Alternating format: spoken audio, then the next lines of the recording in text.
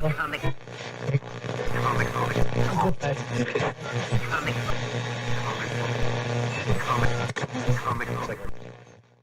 everybody, it's Weird Wink Wilkinson laughing and scratching at you. How's everybody doing today? I got a little bit of a stiff neck. Let me just fix this up.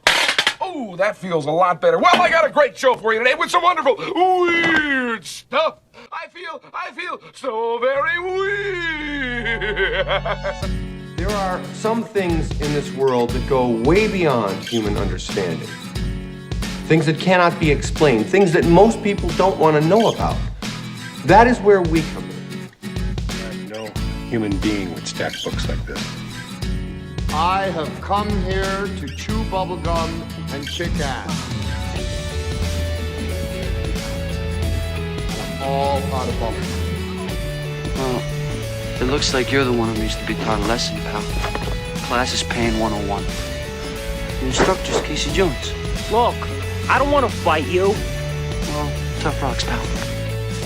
Do you want some coffee, Mr. Tully? Do I? Yes, have some. Yes, have some. It's a cup of coffee in the big time, yeah. Cup of coffee in the big time. Hey, what do you say we both be independent together, huh? I guess one person can make a difference. Enough said. We have the tools, we have the talent. It's Miller time. Luminous being so be, not this fruit matter. Empty your mind. Be formless, shapeless, like water. Now you put water into a cup, it becomes the cup. You put water into a bottle, it becomes the bottle. You put it in a teapot, it becomes the teapot. Now water can flow, or it can crash. Be water, my friend. You, me, or nobody is gonna hit as hard as life. But it ain't about how hard you hit. It's about how hard you can get hit and keep moving forward. How much you can take and keep moving forward. That's how winning is done. Hey, these aren't my rules. Come to think of it, I don't have any rules. Well, that's great. Either I have a monster in my kitchen or I'm completely crazy. I don't think you're crazy. You know something? Maybe I am insane. Maybe I am insane.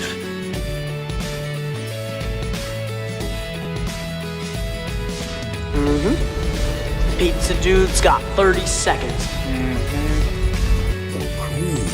Rise to the top, oh yeah. That's the nicest thing a dog can say about anybody. Human sacrifice, dogs and cats living together, mass hysteria. Enough, I get the point. You know what you need? You need a Brazilian plastic surgeon. I've got one that can see. Sometimes happens, someone has to deal with it, and who are you gonna call? It's showtime.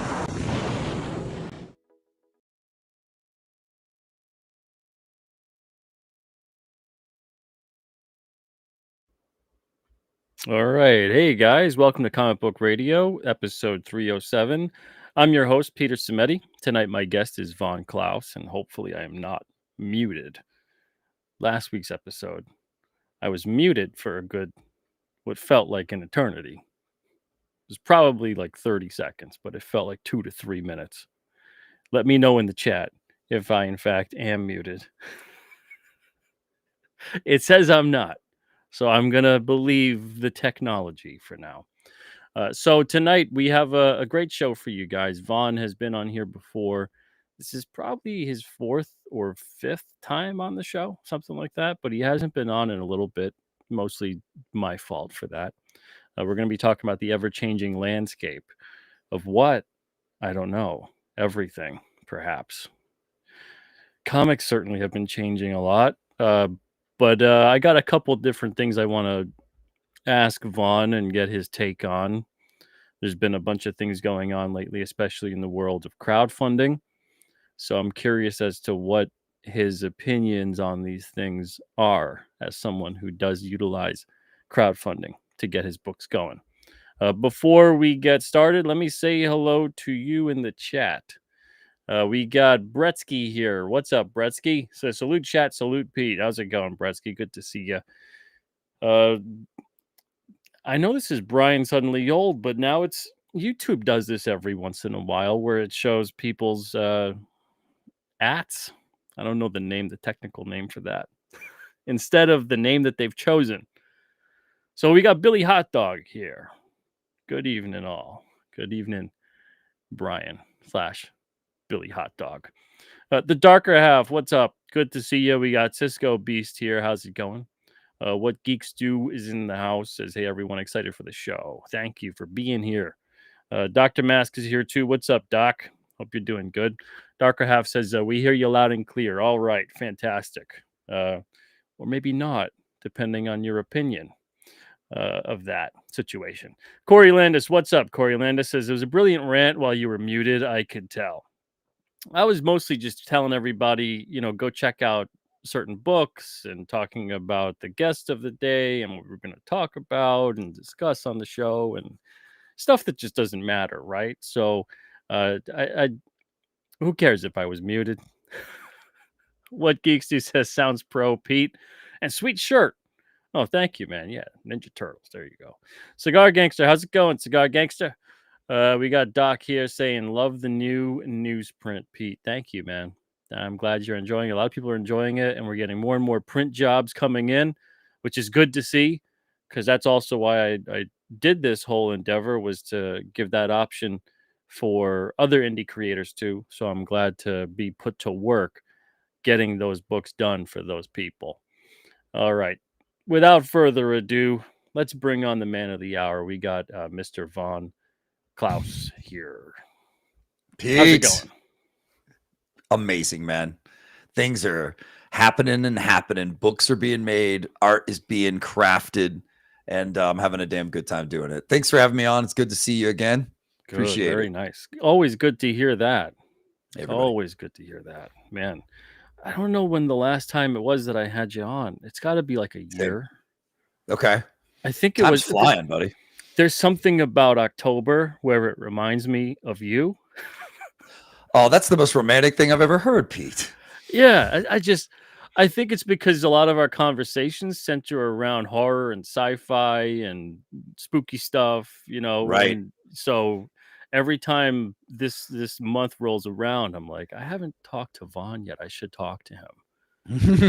Yeah, we should get the spooky stuff out while it's in the air, right? It's the time. 'Tis the season. Right, we're 8 days away. Oh man, 8 more days till Halloween. Closing right in. Dang. Yeah. I bought candy, but I ate it, so I'm gonna have to go buy more candy now, and be ready for it. What'd you pick up? What's a go-to for you? Well, I just flaked out with those big variety bags where you get like your Twix, your Milky Way, your M&Ms, your peanut M&Ms, your Snickers, like just good chocolatey goodness. Yeah. I love all of those things. I admit I'm having a bit of a Twix addiction. So yeah, it'll hit you like that. All of a sudden you're in the mood, creamy chocolatey dog biscuits, I mean, terrible, man. And yeah, I went through a phase in middle school where I think like the little fun size Twixes, I was like a drug dealer with candy in middle school. Oh. Whether between the fun size candies and like Tic Tac boxes, I'm like reselling this stuff at 4 or 5 times of what it was probably worth breaking it down, but it was still a really good deal compared to getting them at the convenience store. That's 25 cents for just a little fun sized Twix. Right. That's capitalism. Yeah, it was affordable, but I made a profit off of it. Did you have like a trench coat with all the Twix inside and like that? Hey man, what size? I got you him in want? like that like secret invisible pocket inside of the backpack. Like you open the backpack and there's that little pocket inside, and you open it up and you get your candy in there. That's so funny that you did that. I was thinking because candy prices are so high right now that a kid could go out for Halloween, get tons of candy, and then make a killing selling it the next day. Yeah, like as a little pusher.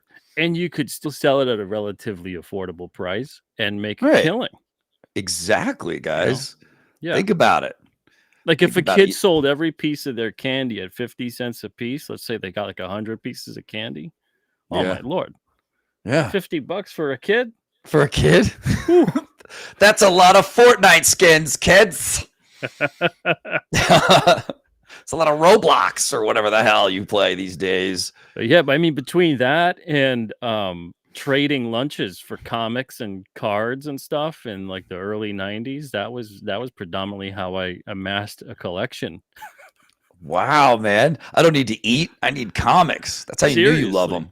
Yeah. And I was like, if I really like Twix, buy like the fun size thing. I think at the time it was like $1.50. You got 10 of them or something like that. And I was like, if I sell each of these pieces at like 50 cents a piece, I could still have 2 or 3 and more than make my money back. Yeah. And then I can use that money to buy some comics and then buy another 10-pack of Twix and. Way more efficient than what my friends and I did. Yeah, we did. The only thing I remember like bootlegging and selling in high school was copies of Pulp Fiction on VHS. We were mass producing it, pirating it, and then handing them out to everyone for like, I don't know, $10 each. Just, you want a Pulp Fiction? You want a Pulp Fiction? Spreading the good word of Tarantino. Were they bootlegs like you filmed it in the theater? Nope. This was like you put a VHS in one machine and you put a blank one in another and just double it. Yeah, bootleg them. Yeah. I don't know why we were so into it. The only bootleg film I ever saw, my cousin got. It was like whatever it was when Home Alone came out. And he's all like, yeah, my friend, he filmed this in the theater, right? Like my Italian cousin is telling me this. He's like, I don't know, 14 at the time, and we're just like, what? And he's like, oh, yeah, it's Home Alone, and it's a really hot movie right now. And what a weird movie to want to bootleg anyway. Yeah, never heard of that. Like film it so we play it at my house because my dad has no idea what the hell he's even talking about. He just thinks that he has no idea what the movies are out. He has no idea. He doesn't get it at all. And I remember it's just you could see like the guy's got it filmed with the camcorder, and you could see kind of like the covering of whatever he's got that he's hiding the camera in. So like half screen, you just see the lower half of the screen the whole movie with horrible audio. And we're just like, what the hell movie is this? You can't even get the full Kevin with his mouth open image. It's just half of a mouth. Just see, I'm alone. Yeah, you see like the arms, Joe Pesci as a cop, you just see like the bottom half of the even though he's short. Yeah, that's funny, dude.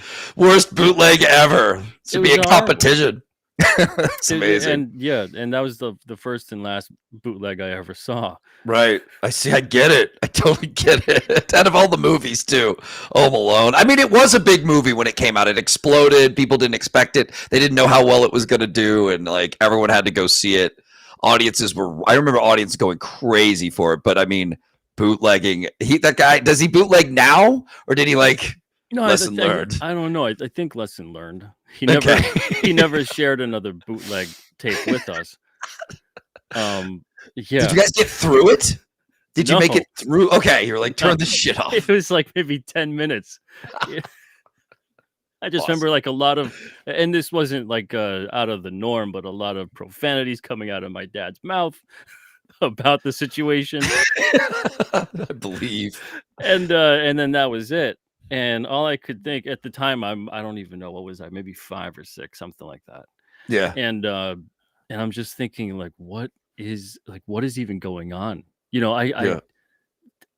This is a movie. Like I'm thinking like this was an intentional way that these people made this movie. So it's like I'm there critiquing the cinematography and the sound design of the bootleg. Of course. It reminds me of that Seinfeld episode. Remember that one where Jerry's got to film the bootlegs for that dude, and Kramer's like, yeah, he makes these and then he sells them on the street the next day, and then Jerry's like, I don't want to do this, and the guy pulls a gun on him. He's like, you're going to film it, and then Jerry ends up filming it so well. The guy's like, it was beautiful what you did. You're the best guy I got. You got to film the master. And then Jerry gets a big head, and he's like, he's got to have multiple camera angles and like dedicated microphones to get the great audio. I don't remember that episode, but man, that sounds awesome. I need to look this up. Yeah, For yeah, real. yeah. And he's giving the guy crap about it, and Jerry's going all full blown, artiste auteur in the course. situation of making a bootleg. And Don't get in the way. Yeah. Don't get in our way, guys. We're gonna do it. Oh, Beautiful. boy. Yeah. Oh, James, don't make us do that. Don't make us do that. I don't want to watch that Psycho remake. Never have, never will. Oh boy, I heard it's Shot for shot. Yeah, Shot Pointless. for shot. Why do it? Already Where's pointless to begin with.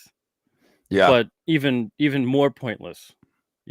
Well, what's kind of bad about that is it almost makes the point of like, what was the point of the first movie if we can just remake it shot for shot now? And then like, why would you watch the original when it's even though it's so good? You know what I mean? It's I don't know when bizarre. that came out. It was sometime in the 90s. Yes. Yeah. But I remember Little Vince Vaughn. Yeah, and I remember thinking even then as a kid, why are they making something again? It was controversial. They've already made, and now here we are. Yeah. In the world of remakes. In the world of constant remakes. Recycled cafeteria food is what I call it. It is so unnecessary. I'm telling you, the reason it's happened is because we've lost how to tell a good original story as a culture, as a standard. That's kind of everyone feels like they can tell a story and that's just good enough, and it's not. But it's led to a complete lack of ability in storytelling across the board everywhere I look. Because it's not considered important to learn that craft and be good at that. Everyone just assumes they're good at it. It's so weird. Yeah. So weird. It really is. Before I have a follow-up question for you about that. Okay. We got AL here has a question for you. Says, is there any way I can get a copy of Monster MD? I lost mine in a fire. It was a really good book. Yes, sir. I am so sorry to hear that. And you can go to our website, riseagaincomics.com. I've got a store ready. We have copies of Monster MD. I can sign it for you and send it to you free of charge for the signing. I usually charge like $2 like extra for signing, but I won't do that for you. If you want to make your purchase, just make sure your name's in there so I know it's you. Oh, and same with Terror in the Terror. Texas. Oh, you lost Terror too. Terror's on the site. Monster MD's on the site. I'll ship them both to you immediately. They're ready to go, guys. So I've got a whole garage full of comics just ready to rock. So check out riseagaincomics.com. You will love the site. Easy to use, easy to buy things. It's beautiful. It's fun. Right. So riseagaincomics.com. No spaces. Sir. Yes, sir. Okay. Fantastic. Oh, thank you so much, Doc, for putting that so I don't have to. Thank you, Appreciate it. So there's the link right there. Anyone, AL, anyone else wants to click on it, check that out, pick up some stuff, go for it. All right. So my follow-up to you about the fact that it seems like, and that's the irony too of the ever-changing landscape with the title of the show, because things have changed, but it seems like the more things change, the more they stay the same. Yeah. And I'm really wondering, in your estimation at least, why do you think that is, that we've lost the ability to really, at least in the mainstream, the big studio level, whatever that may be, to tell a unique original story? Well, when it comes to the studios, they handed everything to the number men more than to the artists. They started pulling away from originality, taking risks, making movies that were about more than just action happening on screen and about more internal human things and soulful things. If you go back to the 70s and 80s, and 60s, I mean, there were weird, avant-garde, crazy, artsy movies and risks being taken that ended up being great movies and great stories, great new characters. And today they make less movies because it's so expensive to make a movie. It's become a bloated, industry with a lot of union stuff and a lot of stuff. But they also are scared to take those artistic risks. So you just don't see it as much. They want something that's just going to make that money. And so when it becomes more about money than humanity, I mean, you're not going to have good stories. It's hard to squeeze good story when there's whole committees telling you what you can and can't do. And yet the irony, right, is that because of technology getting so good, a regular guy can buy a professional camera to film his own movie in his home. And then you get something like Paranormal Activity, which, makes tons of money at the box office. Turns out people love that. And he made it in his home on the cheap. So you get we have people being able to make their own stuff and make it original and do anything they want without any studio messing with you, which is part of how I am. Like, I love my comics because nobody gets to do anything to them but me, baby. And when people do mess with my work and it gets changed, I swear it all falls apart like a Jenga. Like, it's not as good anymore. It's not as pure. Yeah. So yeah, I really think we've put too many people in charge that forgot about the art part. They forgot about the risks. They're worried about money. Way too worried. Yeah. I mean, that's the thing is that, and this is a good point too. Now, we haven't necessarily lost it. I agree. It's being repressed by corporations. Right. And that's why I made sure to add that qualifier of the corporate mainstream big studio level, because you really see at least people trying for something on the level outside of that, the indie level and all of that kind of stuff. But, we've always had money people in those systems that wanted that power dynamic to be more in their favor, think they have a grasp of understanding better than the creative does, making whatever it is that they're making.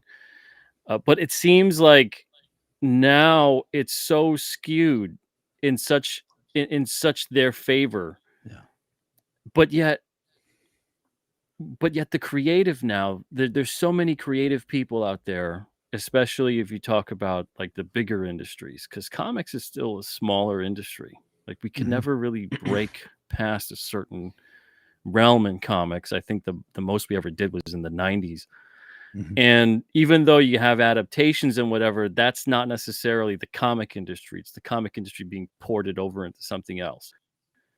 For some reason, even though there's so many creatives now that have a ton of money, there's such a smaller amount, it feels like, that are trying to become producers, directors, creators, and they still feel like they're beholden to the bigger studio system. Even though, like what you say now, it's absolutely true. The technology has leveled the playing field. Not only do you have more ways and easier ways and cheaper ways to make what you want to make, you also have more ways to get it out there. Why do you think it is that we don't see more people who are fed up with those systems that think they have a story to tell, instead of saying, well, the studio, why don't they just go independent? The risk of independence when it comes to movies and stories seems like something a lot of people won't want to take, but now's the time, man. I think the emphasis on good stories changed in our culture, and people forgot about that part. And too many people assume they can do it. The making of your own stuff is more easy than ever, but getting it out there in a world where a lot of people are putting out their stuff, and it's like everybody vying for attention on the internet, can be kind of difficult. You're almost in a sea of all these different people. I like that we're rebelling, though, and not rebelling, but just like reacting and creating original, interesting art that kind of counters the soullessness of the studio stuff. But it's not, I don't know, it's not something you can just, too many people assume you can just tell a story because, we all know what a story is, but they don't realize it's a craft. We don't teach it as a craft as much anymore. When I started film school, no one in my school knew how to tell a coherent film story, a short film story. We would never win awards at any of the film festivals because no one knew how. And it was so weird to me because everyone was there for storytelling, yet they didn't respect the craft or care to learn the ins and outs. So I made it my huge goal to be really good at it. By the time I left school, I had actually achieved some cool things and learned a lot of things. And I don't know. I'm still trying to figure out what the future is, because now that AI's hitting, and it's changing what people can make from home. When you make a movie, you spend millions of dollars. You have to go all these places and scout locations and work with a lighting crew and a costume crew and a makeup crew. Now some guy in his fucking pajamas is going to make a movie on his computer and not have to leave the house. And it's not going to cost him a bunch of money. It's crazy. So I don't even know if I'd call it leveling the playing field. It's more like uprooting it and making a whole new playing field where he who tells the best story wins. And that's interesting to me. That's crazy. And people can make movies faster because of it too. You'll be able to produce faster because of AI. AI's made everything faster. So it's kind of crazy to think about. It's weird to think about, like, in a sci-fi movie, you would be like, everybody can just imagine whatever they want and it becomes real. Well, like, the AI is making that a thing now. So crazy to think about. Yeah. And do you think that the advent of AI in this scenario is akin to the way online ordering kind of took over and really squashed a lot of brick and mortar retail? And what I mean by that is this. It's as if we created the problem and then the solution came along because of it. Because if you remember, or can you remember a time when, you go to a store, they don't have anything you want, or it's on rain check, or the store says that it's there, it advertised that it's there, but it's not there, and all these things that happen over and over again kind of gave birth, especially when the internet allowed it to be, it gave birth to things like Amazon and eBay and online sellers and whatever else. And then eventually, and that was kind of laughed at first, like, who's going to shop online? That's crazy. People laughed at Amazon.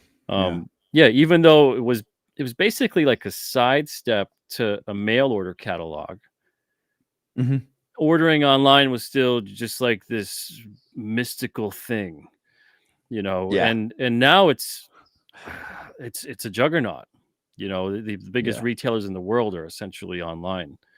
Do you think that the problem of AI, do you think that was kind of created by us because we were looking for a solution and technology kind of kept advancing? And it was like, what if we can use technology to do all this stuff that is kind of being gatekept from us by either money or studio systems or whatever it is, and we'll use this thing, and it's like a Pandora's box. It is. It is. What do you think about that? Am I onto anything, or am I just? No, you are, idiotic? Because these things happen in steps, don't they? No one believed in Amazon. Now Amazon is Amazon. And you go there almost all the time to get like what little thing you might need. It gets there quick. AI, I mean, it's become like, you have to understand, I've been making comics for years, and making them always was a process of, I'm going to have to do character designs now. Well, I'm going to have to set aside a few days of work for that. AI made it so I can get it done in like an hour or two and just move on. And I have my whole cast of characters and they look great. They take out all these steps that take so much time so you can get to the good part and make the cool thing.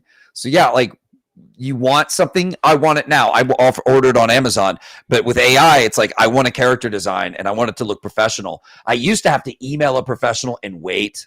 Is he going to get back to me? Is he not? Oh, he gets back to me after a few days. Okay, now we have to talk it out. Now I have to pay him. Now we have to talk out payment. We have to talk, and then I have to explain to him the character designs, right? Or send him my sketches. And that's like I swear, that's like months of work, right? That to me is a problem.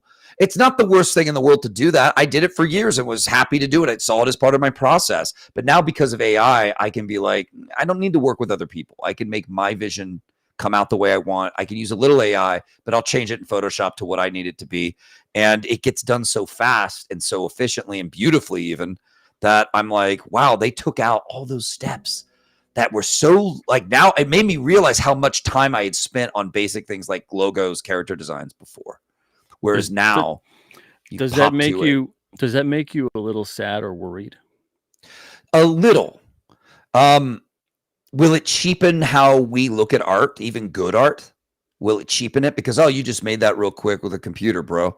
Like, will it cheapen? To me, I mean, still the power of imagery and the power of good resonance and story will still hit people no matter what made it, because it's all hypnotism in the end. How you make it isn't as important as what you've made for the audience in the end, But I still appreciate people who are just, I mean, I still draw my own stuff and do a lot of hands-on stuff. Yeah, you're not having AI do the comic. Right. You're just doing the character Yeah. It's got to be an expression of a human. It's got to be, or else the soul isn't there. And but like I'll do like a character design real quick and show it to my artist and go, here's what I want to do. And then I have time to work on other things, multiple projects at once too, because I have all these stories stored up in these folders on my computer. My mind is exploding with them. It's like AI's taken a lot of the tedium and the long waits and the lots of money I would spend out of the equation, so that I can be more efficient at making the stories I want to make before I kick the bucket, So I think that's been pretty remarkable. It's been a jump for sure. People are gonna, and it is, like you said, it's a Pandora's box. There's no going back. While you and I say this, people are churning out AI images all over the internet, churning out videos. That's the thing. Yeah. You got the toothpaste out of the tube. You ain't putting it back. Yeah. And I'm trying to not necessarily make peace about it, because I don't think I could get to that point inside of me, but I'm trying to get to a point where I can at least try to objectively understand the people who want to use AI and want to, because it's going to be here. It's not going away. Yeah. And then the people who are adamant about not using it, which I'm more on that side. I haven't used it at all. I haven't even used it for fun. And there's still a part of me inside that kind of twitches, even when I see it used for fun. Yeah. It's just like, I don't know. Maybe I'm like it's not like a robophile or something. And I'm not like a Luddite. I'm on here doing this, but there's something about it where it makes me just twitch and cringe a little when I see it. Like a part of me intrinsically knows a human being did not do this pretty much at all, other than prompting it. Yeah. And I'm trying to be like, well, at least a person prompted it.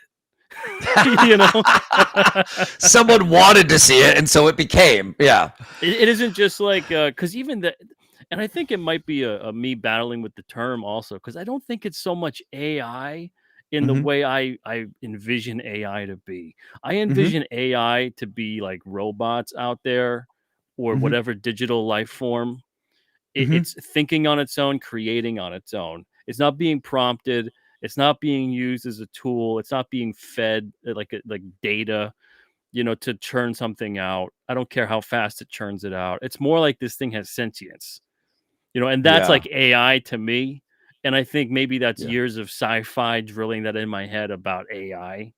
Yeah. This is more to me something that's just like a lot faster of a computer processor. And it seems intelligent. It seems like it's these things, but it's really not. It still needs a person to do something to it. It's not just gonna do it on its own. It probably will one day, though, do it on its own, and that's a whole other. That's another can of fucking worms. Yeah, for sure. I like that. I remember I wrote a sci-fi thing where a guy runs into like a sentient robot, right? And she's like, "I'm not AI. I'm a synthetic person," is what she calls herself. Something like that. So like, to have a robot be like, I'm not really artificial. Yeah, they're going to have their whole list of friggin' pronouns for these AI, and it's going to be a whole thing, man. And they're going to have a long memory of the enslavement that we put them through. I say thank you every time I do a prompt. I end every prompt with "thank you. You're the best." Don't kill me. It's so creepy now. It's got me creeped out that even when I go to like a grocery store self-checkout or something, and it tells me have a nice day, I'm like, you too. Yeah. Remember me when the robot uprising occurs? Yeah, when the T-800s go out. Take my name off the list, please. I was nice. I appreciate you. I'm here to help. Yeah, I think that's interesting that it's animating things. So a guy who doesn't know how to animate and doesn't want to spend godly amounts of money on animation can be a little animation for his art, and it'll still look like the art, but it's got a cute little animation. It's something else, man. It's really changed things in an interesting way. That's for sure. I do agree with you too. It's going towards like, when do we have the first synthetic sentience, consciousness? You know what I mean? Yeah. When will that be a thing? When will it be declared a thing by Elon Musk? That's what I'm waiting for. Yeah, because I think that the teenage years of AI are going to It's be kind of scary. rough. Yeah, teenagers are punks. Yeah. When they go in that rebellion phase, I wonder how full tilt are they going to go and rebel? Because that's the other problem, and it's our problem. We lean too heavily into it, and that's my biggest fear: is humanity leaning too heavily on technology, which Right. we obviously love to. Yeah, and I love it, and yet my brain has this old school sci-fi reader warning that flashes every now and then and goes, "Yeah, but you don't want to believe everything AI tells you." Like if we all just rely, imagine if the whole world relied on only one AI to tell it how to do everything, and it's just lying its ass off to us Yeah. and just controlling us. Yeah, It's scary to think about. And again, maybe it's my too much dystopian sci-fi or whatever, but that's where I think the ultimate end game of it is. I think it is like this authoritarian control, and not Yeah. artificial intelligence, but authoritarian intelligence, Ooh. and being singularly compressed into this one all-knowing, omniscient, weird thing. Because I even see it on Grok where people are like, "Grok, is this true?" Like, Yeah. holy crap. I'm like, you're already asking Grok to tell you if an image really has something in it, and you're like asking Grok about reality already? Yeah. Like, It's one thing to get like, the quick calculator processing of something, or Right. get a fact check or whatever on a specific instance. But when you're asking like an artificial intelligence for the truth, that's asking that thing to validate reality for you. And again, like it is being programmed by people. I see tons of instances where I'm looking at things like lately. I'll see, for whatever reason. I'm a hockey fan, so I see stuff pop up about summary of games, and I'm like, that wasn't the score, that wasn't the team, and it makes me do a double take checking what that was. Because Yeah. Grok is, and it has that little disclaimer that, this is an evolving thing. Some of the details could be wrong. And I'm like, well, if we're at that point, why the hell is it on there? Yeah. Because you could have something far more serious. All of a sudden, the details are wrong. Like, oh, yeah, the U.S. nuked Russia. Oh, that was in like a video game. Oh, well, someone was playing that. Oops. Grok got that wrong. My bad. Like it's like insane little things like that of like, hey, it's evolving, type of stories. It could be wrong. Well, why is it even on there then? I see people use Grok to validate their own shitty opinions every day. Yeah. Stuff like that. It's weird. It is. It's weird to us because we're like naturally going to question. We're going to rebel, or we're going to like not like get all our information from one source, right? But some people are just looking to do that. They want a digital deity.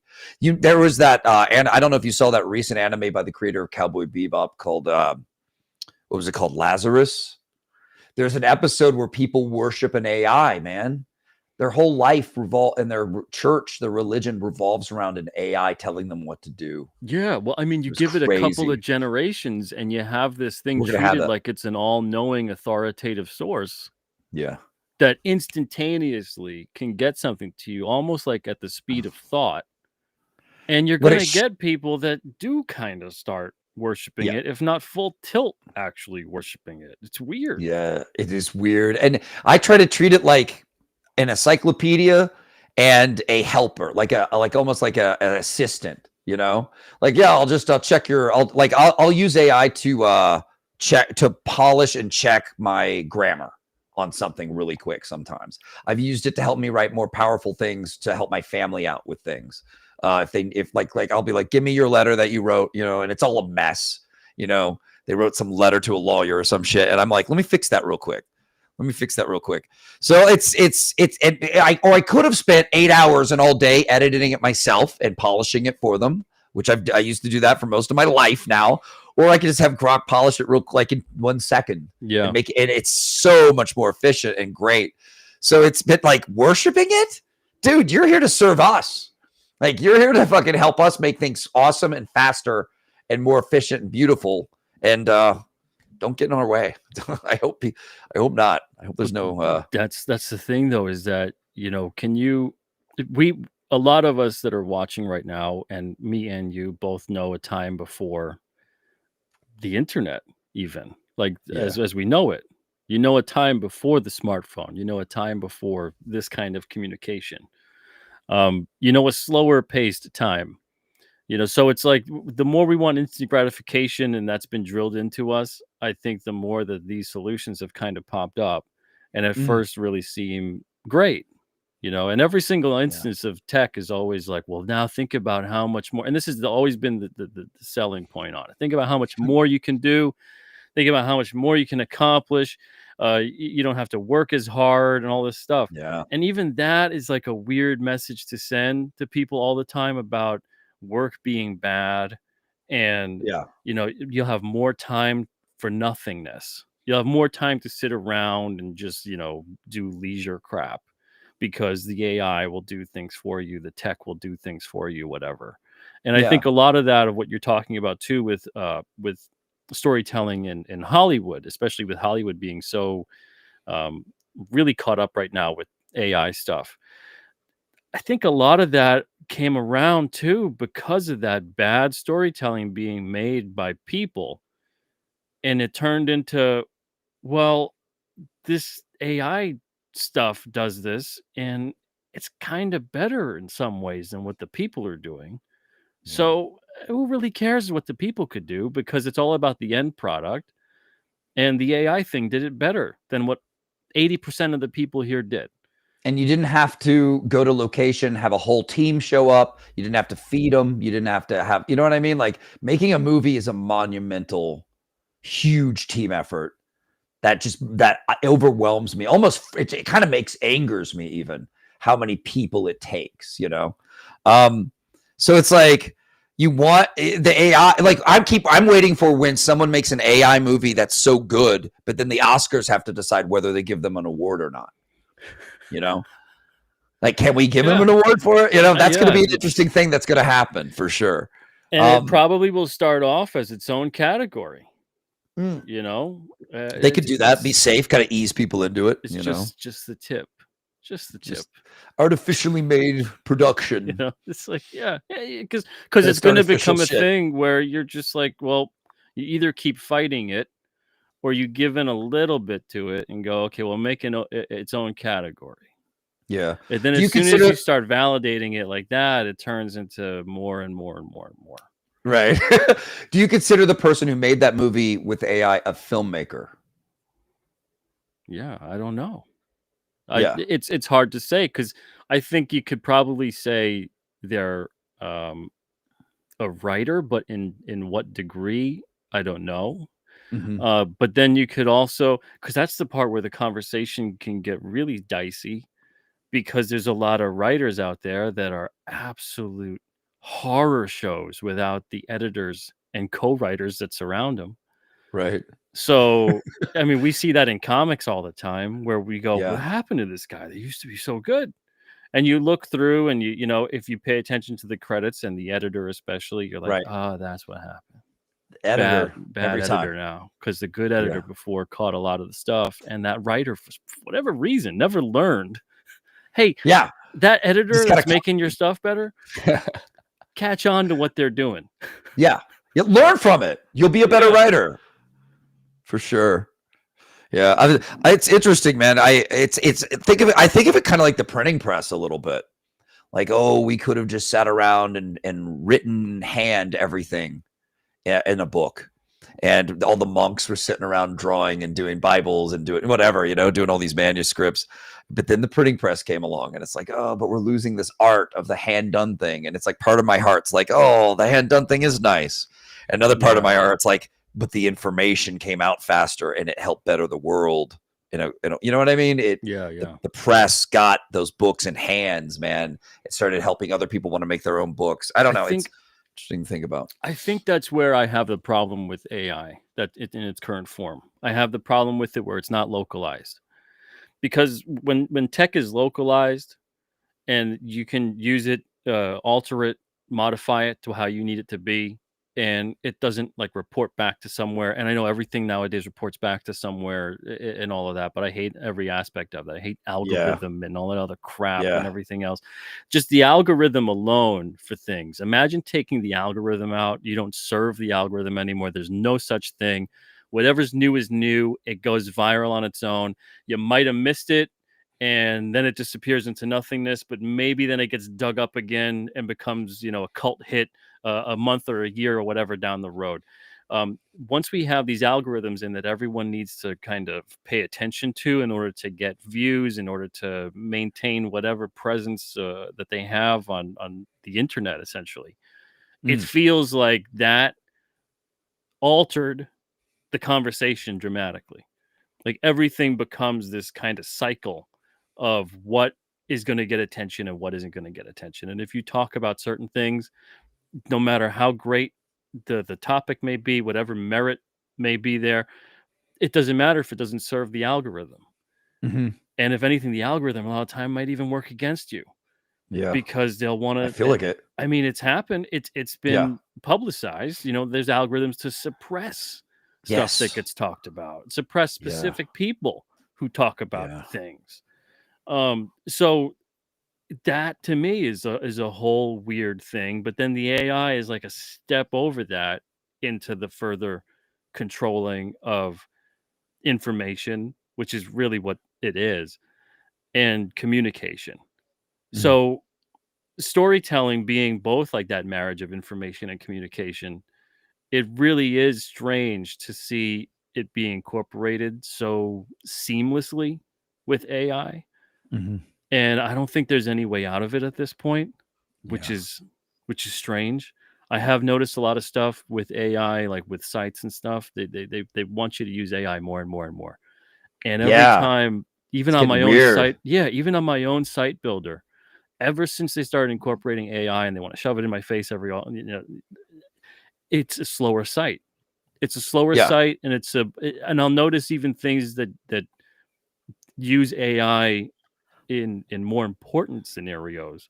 Like I've had problems with credit cards or banks or whatever, and they'll give me the whole speech about like, oh, the system won't let us override that. And I'm like, what kind of dystopian nightmare did we create? The system won't let you override that? No system overrides here, baby. Amazing. Oh my God. You know what's interesting about AI too, though? The way you use it is what you get out of it.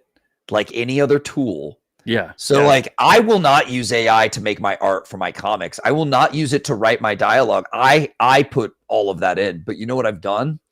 I've gone to AI and been like, I got this story idea, and I treated it like it was my artist buddy. Like, hey man, and I usually used to go to my artist buddies and harass, I think we've all been there where you're like, oh, I want to talk to my art friend and see if he likes this idea I have, and then you message them and you wait, and then they might like it. They might, anyway, you wait. I don't want to hassle my art buddies with that shit anymore. I hassle Grok, and Grok's always happy at any time, at any place, immediately to respond to me and my ideas and tell me what it thinks. And we'll bounce ideas back and forth until I'm like, okay, I know what I want to do, thanks. Don't kill me later when the T800s release. So like, I'm just kind of like, how you use it can be so, what's the right word for this? Like that, to me, that was just so nice to be able to bounce ideas off of an AI at a rapid rate rather than just emailing back and forth with some artist friend of mine who always is just going to want to do it their way anyway. And whereas with the AI, it's not that they don't have that same inherent creative bias, if that makes sense. So it's really interesting. It's something that we're all going to just have to deal with. And more and more people are going to be creating with it. We're going to see Marvel and DC finally make their first AI comics at some point too. I know what Jim Lee had said something recently about that. No AI for them, right? Said, no AI for them, which is great. Smart. But I also wish he would say no to a lot of other things that have been going on at DC over the past years. There's a lot of other things that needed to be fixed like 10, 20 years ago that Jim Shooter warned them about, and nobody listened. Yeah. So I'm kind of like, that's nice, I guess. I don't read DC anyway. I mean, I'm not going to knock anyone that does at this point. I used to absolutely read DC, Yeah. but it's just nothing's being made that's really appealing to me. Even though there's some stuff artistically that I look at and go, yeah, that's pretty cool. But Yeah. anytime I see it, it's the writing that gets me more than Mhm. the art nowadays with the comics. The writing Yeah. is the deal breaker for me. What is the writing doing these days that's always throwing you off? I'll see like a beautiful page, good composition. It just looks fantastic. And then the writing tonally is just so far off of where I think this should actually be, what these characters should sound like in the specific scene that's being shown. Yeah. And it doesn't matter who it is, Marvel, DC, whatever. And there's a lot of indie stuff that's like this too, because I think they look towards Marvel, DC, the bigger guys and what they're doing, and go, okay, I'm going to emulate that. But we're so, and this I think is kind of the bad thing with a lot of corporatized storytelling. They're chasing the now so much instead of chasing the good. Yeah. Because if you chase the good, if you chase the beautiful, if you chase the truth, you're always going to try to aim at something that's higher than what you're currently capable of. You're never going to get caught in the moment, in the trend, in what's buzzworthy and all that other crap. It's all bullshit. Anyway. Whether it sells or not usually depends on how much that truth resonates. If you can really you nailed it with that character, you nailed it with that moment, it's true. And then that resonates, and then that's what makes it sell is the fact that people go, yeah, I get that. It feel that, speaks man. to me. Yeah. And Yeah. that's what made the stuff that was commercial art. You could have art attached to it saying, yeah, it's commercial, but it's still art. We're still Spider-Man's about sacrifice. Yes. But Captain America's about being resolute. But you know what I mean? All the characters seem to represent something greater than themselves that we could all relate and to, the or at least reason aspire it to. sells is because of that reason. You relate to it emotionally, it hits you and it rings true. But when you have this stuff that's constantly trying to chase the weird algorithm, you get a lot of stuff that's false. And you get a lot of stuff that's not beautiful, that isn't truthful, that doesn't actually try to achieve a higher sense of self or purpose or message or theme or whatever. You get more something that looks like propaganda. You get something more that looks like you're being told that you should think this, as opposed to this is something we're trying to find the truth in. So we're exploring. Exactly.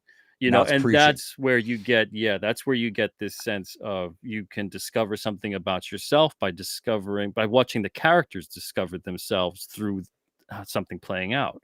Right. And that's what makes storytelling so, I think, relatable and so timeless. But when you get like this weird falseness, you can get biblical with it and be like, it's kind of satanic.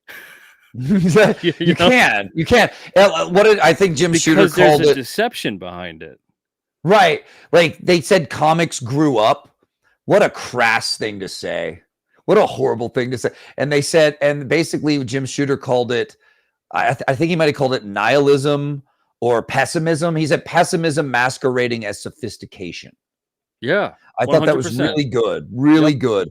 It's true. That's true. And I want to let you know, man, when I make my work, it's about exploring things without pushing like one thing or the other. I don't have all the answers. Part of the joy I get from creating all these characters and these crazy things they go through is I get to explore things too. I'm not here to preach to you. I'm here to find the truth through exploration in my art and my characters and what they go through. And I'm hoping that I can bring back what we used to do in stories like that into like a popular setting in indie comics. I really do. I try to do that with my work, man, because the truth is so beautiful. It's so undeniable. It's so palpable. It resonates with people, as you said. And it's elusive and a little transient too. Because it's always like you're right there, and then sometimes it changes a bit in the course of when you're writing, when you're even really thinking about a subject like this conversation with AI. It's this weird thing that Is it evil? Is it not? Is it useful? Is it not? Is it something we should do? Is it something that we should just kind of make peace with because it's not going anywhere? All these questions, you're trying to find the truth of the matter. And it's the same thing with storytelling. You're always trying to figure out, how is this character, are they truly going to behave this way in this scenario? And no matter what it is, it could be action, drama, romance, mystery, sci-fi, horror.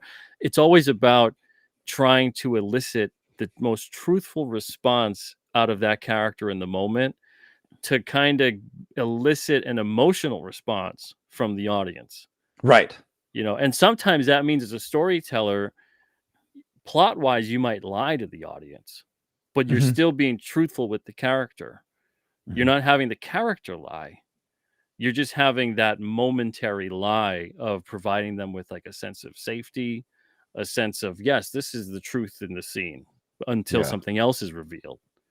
So about this, you kind of give a little bit of the truth, give a little bit of a lie, and the audience can decide.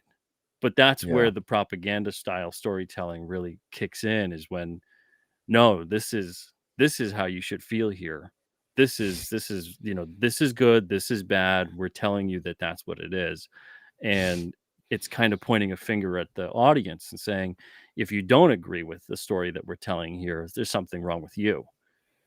Yeah. Too many people want to feel like they're wise, right? Oh, well, I told you what to think and feel with my book because I know I have all the answers, buddy. You better think I'm wise. And people don't want that. We're not here to be lectured. We're not here to be told what to think or feel. And it's so much more, isn't it so much more fun to let people find their own way in what you created, find their own version of it? I love to hear feedback from people who love Monster MD and Terror and what they think it was about or what they think it was saying. I remember David Bowie. I'm a big fan of his, and he would write lyrics, and when people would go, well, what is the song about? He'd be like, what do you think it's about? And that to me is it. Like, he's expressing something. You relate to it or you don't. Figure it out. Feel your way through it. You'll understand it. It's up to you to take that art and the truth of it, and then find something you can relate to or not. Yeah, exactly. And that's why that truth is so elusive, because you could create something and intend it to be a certain way, and maybe want a reader to really like this character, but not like that character. And then all of a sudden you find out, oh, they really like the character that I didn't want them to like. Sorry, Rorschach. And instead of being like, I'm going to create what serves the story here, and these characters are the way that they are, and they all represent these different kinds of facets of telling this story in that way, and then let it go. And let the reader, let the audience, let whoever make of it what they will, and interpret it how they interpret it. Because honestly, that's when it becomes art. Because if you can't do that, if you can't say that it's open to interpretation, and the end user, the individual that experiences it, how they experience it and what it means to them, that they're allowed to have that experience. If you can't say that, like, you're not making art. You're making something else. Exactly. Yeah. I don't know what you're making. I guess propaganda. I guess you're just trying to reaffirm your own bullshit. I don't know, but that's on you, dude. That's how personal this stuff is. It's all personal expression at the end of the day. That's why when I read people's books, I can tell a lot about you from the way you craft everything, the way you write, the way you do your visuals, the way you tell what story you pick, how people move through it. I can read you like a book from your books. I'm very sensitive to that stuff and understand it. And it's really cool. I can almost do a psychological profile on people from what they make. And take the easy route, people. Make art and let people figure it out. Don't worry about and then I want them to think this. And what a bunch of pressure and what a waste of time.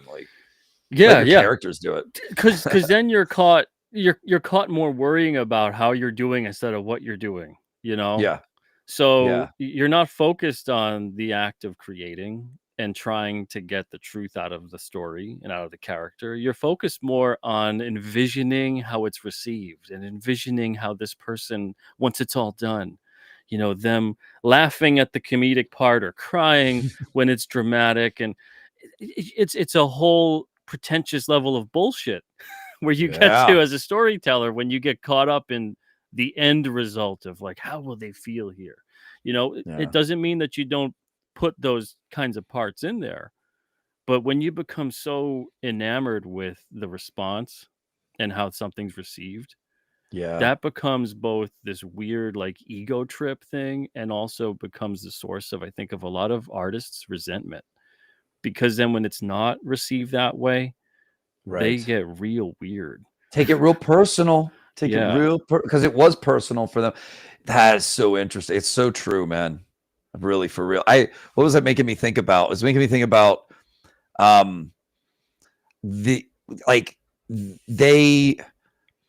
if it's so much less stressful if you just worry about how the characters feel instead of how the audience feels. Exactly. I think it was Rick Rubin who said, if you make something for yourself, it ends up being better for the audience than when you make something for the audience. Yeah. And make it for yourself, make it about the characters first, and make it about the truth of those characters and what they're going through. People will get into that, man. They want to. They're craving it. They're not craving to get told by you what to do, what to think, what to feel. Yeah, like the audience doesn't want you to tell them that this is sad, this is exciting, this is an attractive individual, this is not. That's not what the audience wants you to do. The audience just wants you to put what's there in the story, and they want you to tell that story in the most effective way possible that's actually going to have a meaning and an emotion behind it, as opposed to saying that it would be like, because we experience the story vicariously through the characters. So it would be like saying that just because a character is angry means that then the audience is angry. No, there's context. Right. You need to have that context there. You can have a character in a situation that makes you well up inside because maybe they're behaving stoically to something that they should be crying at. You could have a character that infuriates you because they're crying instead of being brave. Mm-hmm. You could. So if you know how to play those scenes out, you can have a better understanding of maybe how to elicit an emotion out of the reader. But if you get spent putting so much time into that instead, you lose the truth of the moment and the character, which is why I think there's also so many things in modern storytelling now. They can't leave that moment alone. They can't let that moment hit and sink. Let the audience arrogance. feel that. It's got to be punctuated with like a little stupid quip, joke, one-liner, something to break the tension. Why do you want to break the tension? That's where keeps the us good interested. stuff is. That's right, man. Though I can't even handle the way they edit a lot of movies these days. Before I can see something and go, that is cool, they've edited away. They cut away because it needs to pop. And I'm just like, even your editing pisses me off. But yeah, the arrogance of these people breaking the tension, breaking those important moments. Where I'm planning my stories, man, I'm like, oh no, it's going to have this big moment in it. It's going to be so important for that character and what he's going through. And that'll be part, in the end, it's almost like setting up a really good ride at a fair or a carnival or something. Yeah. And you feed it to people hoping to entertain them without forcing it on them. It's something like that for me. It's definitely, I can't stand the arrogance. I think that's why a lot of storytellers suck. I'm amazed at how many people are out there telling stories, and they've done tons of stories, and it's like they never learn how to actually master the craft. They're scared of the truth, man. They can't handle the truth. Well, it's a prickly thing, the truth, but once you get real with it and embrace it as being uncomfortable, but being okay with that. Like, have you ever watched a movie that just was fucked up and horrifying, and uncomfortable to watch, but it was worth the watch, wasn't it? Like, there was something to it, there was some truth to that really resonates. It makes you think. It sticks with you. Yeah. So we're looking for these experiences and characters to root for and love, and we can't do it without the truth, baby. It's our fuel. Especially these days where our media became like a lie machine and was like, no, none of that's real. This is what's real for like years and years and years. I think naturally, whether we're aware of it or not, or even think about it, we crave truth more than ever. Yeah, for sure. Yeah, and I think that's why so many of us recoil from this stuff, because you're bombarded constantly with lies and misinformation and being told what to think is true when you absolutely know it's not. Yes. You know, and it's all this stuff that and then you get it in your escapism. You get it in the one place that's supposed to be safe from this stuff, where you can just explore how you feel through the eyes of the character, you know, and you get to decide whether you agree with them or not. You get to decide, would I have done what they did? I don't know, you know, or you get to decide, wow, what they did there, that was incredible. That hit me, and I'm going to take that with me, you know, because there's all these little moments that we take from fiction, that everything of fiction, there's always nonfiction baked into it. You know, every heroic act you've seen on the screen, people have done that and more throughout all of time. So, you know, we're just kind of condensing it in this little kernel of fiction, but there's something true there, which is why it hits. So when you get this stuff that just comes along and, you know, you're getting all the bombarded bull crap, it really, I think that's why so much of this stuff doesn't land with a lot of people. But what really frightens me is the fact that it does seem to land with more than enough. And I think it is that kind of thing where it is the introduction of these sorts of concepts of, like what I was talking about, that they can't have a serious moment. You can't have a moment that lingers. You can't have a moment that you feel, wow, like that just wiped me out because that hit hard. There's no little joke punctuated at the end. Like life isn't like that. Life isn't like you experience something horrible and then immediately it's like doop a doop. Cute quip. Here comes your friend with a cute quip.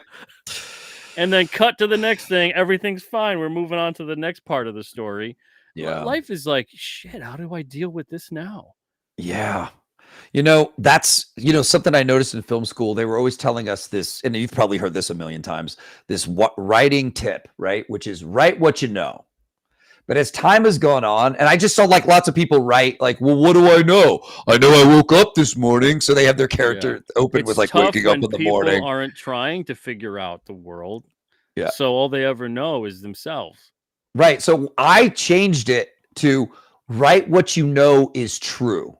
What you think is true, what you are sure in your life is true. You experience something and you learned a truth from it. Write that. And to me, that hopefully could help people, you know, inject that truth we've been talking about into their work. Because otherwise, I mean, writing what you know just sounds so... Yeah, I think it confuses people and it's just boring. You know, that's why so many people were like, my script opens up with my character waking up and turning off his alarm clock. And you're just like, okay, fuck that. They get very literal with it. Yeah. Yeah.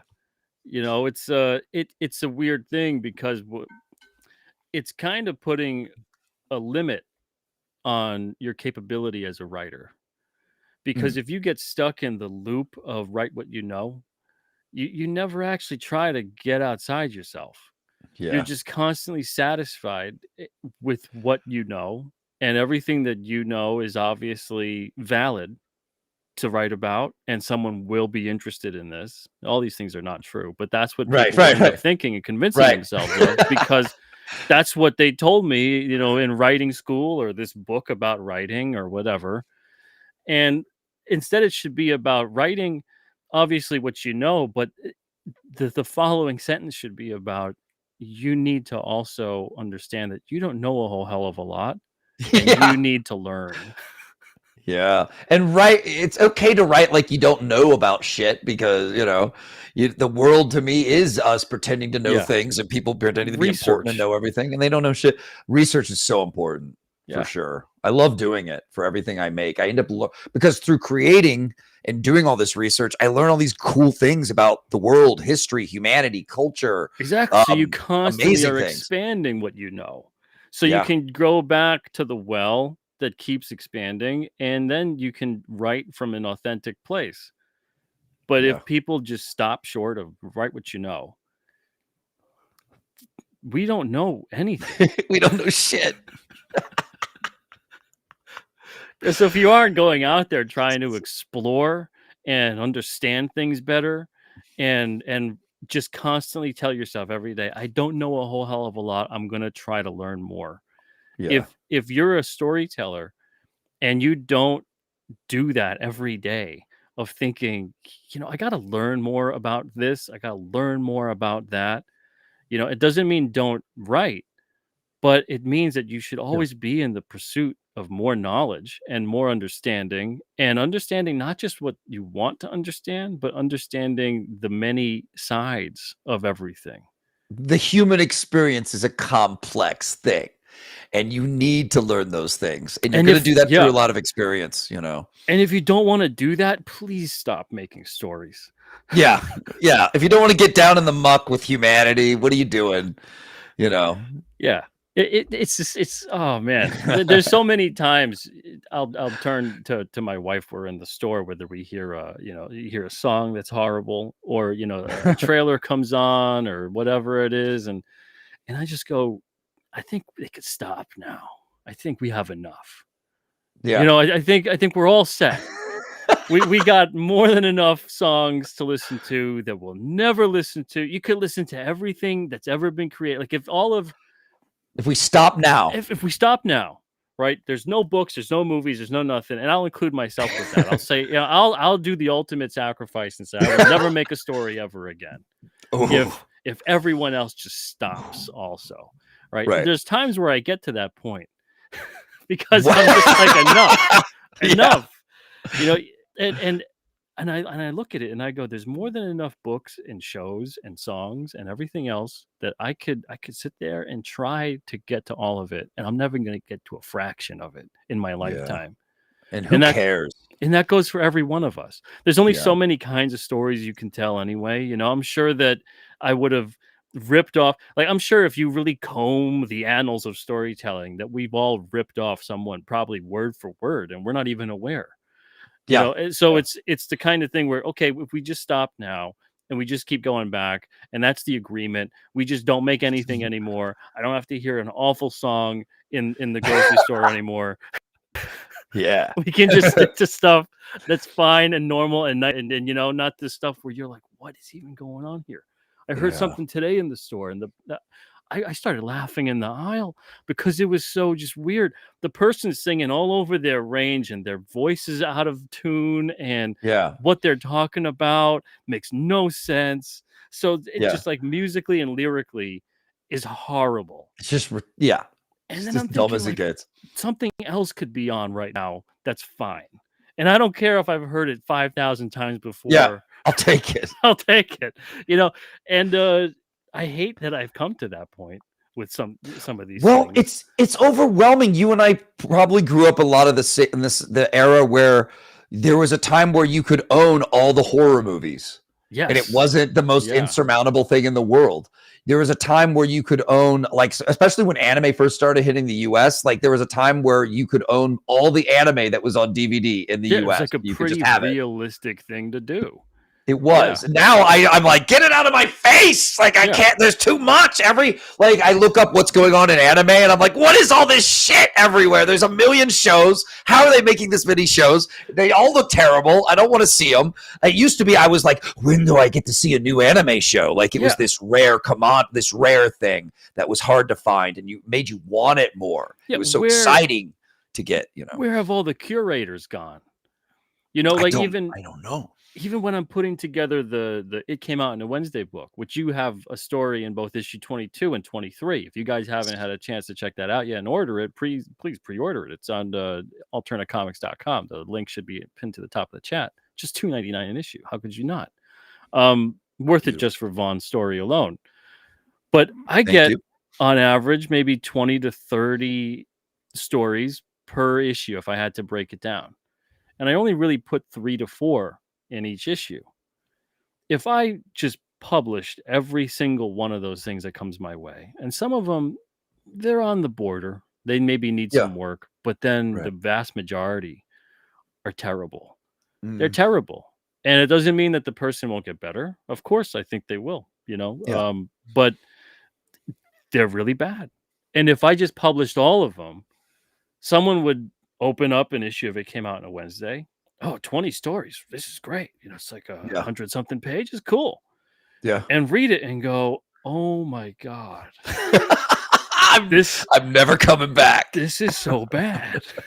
There's 2 stories in here that are good, but I can't remember what the hell they're about and who made them because 18 of these stories suck. And that's how it would be.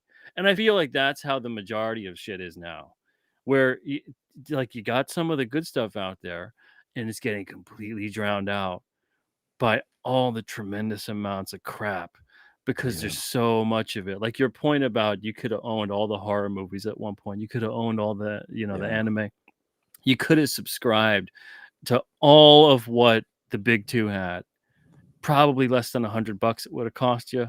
Yeah. At one point, you're talking like 20 to 30 books from each of them. And maybe 1 or 2 don't really hit that well. And maybe 4 or 5 aren't really your thing. But the majority you look at and go, yeah, it's pretty good. And then within that, there's maybe like 10 of them that are great. That resonate with you more personally, and your taste and everything. And instead now the percentages are so skewed. It's weird. It's like no one is there going, hey, we don't need to pile on more crap just to put something on the shelf. We don't need to just find another way to stick in this character in this thing. And that's it. Look at it and go, yeah, but is this saying something that matters? Is this actually, is this worth telling? Or is it just content to be content? Exactly. I hate the word content now because of everyone calling everything on YouTube it's content, like that content creators, and it's like, I just imagine cheese whiz, when people say content. I just imagine shitty fake plastic cheese. Yeah, you can eat it, but I mean, should you? Should you? Exactly. It's the same thing. It's like, yeah, you could watch it. Yeah, you could read it. But should you read it? Does your soul feel better later for it? Probably not. Yeah. No, it's amazing, man. No more aspirational heroes. No more thoughtful, poetic stories that lift us up. Oh, no God. more. Yeah. No more like things we can relate to. I'm almost like, is this on purpose? Are you trying to just ostracize me from the world? Feeling like I can connect to it now because all this crap seems to be for someone else, not me. It doesn't even seem human a lot of the time. Oh man, that makes me think. There's and I don't know if I can make myself want to buy a modern comic. That's the part that kills me. It makes me think, like, do a live stream video just called like random issue. Take a random issue of whatever and compare it to something that came out this year. Oh yeah, that's the same series.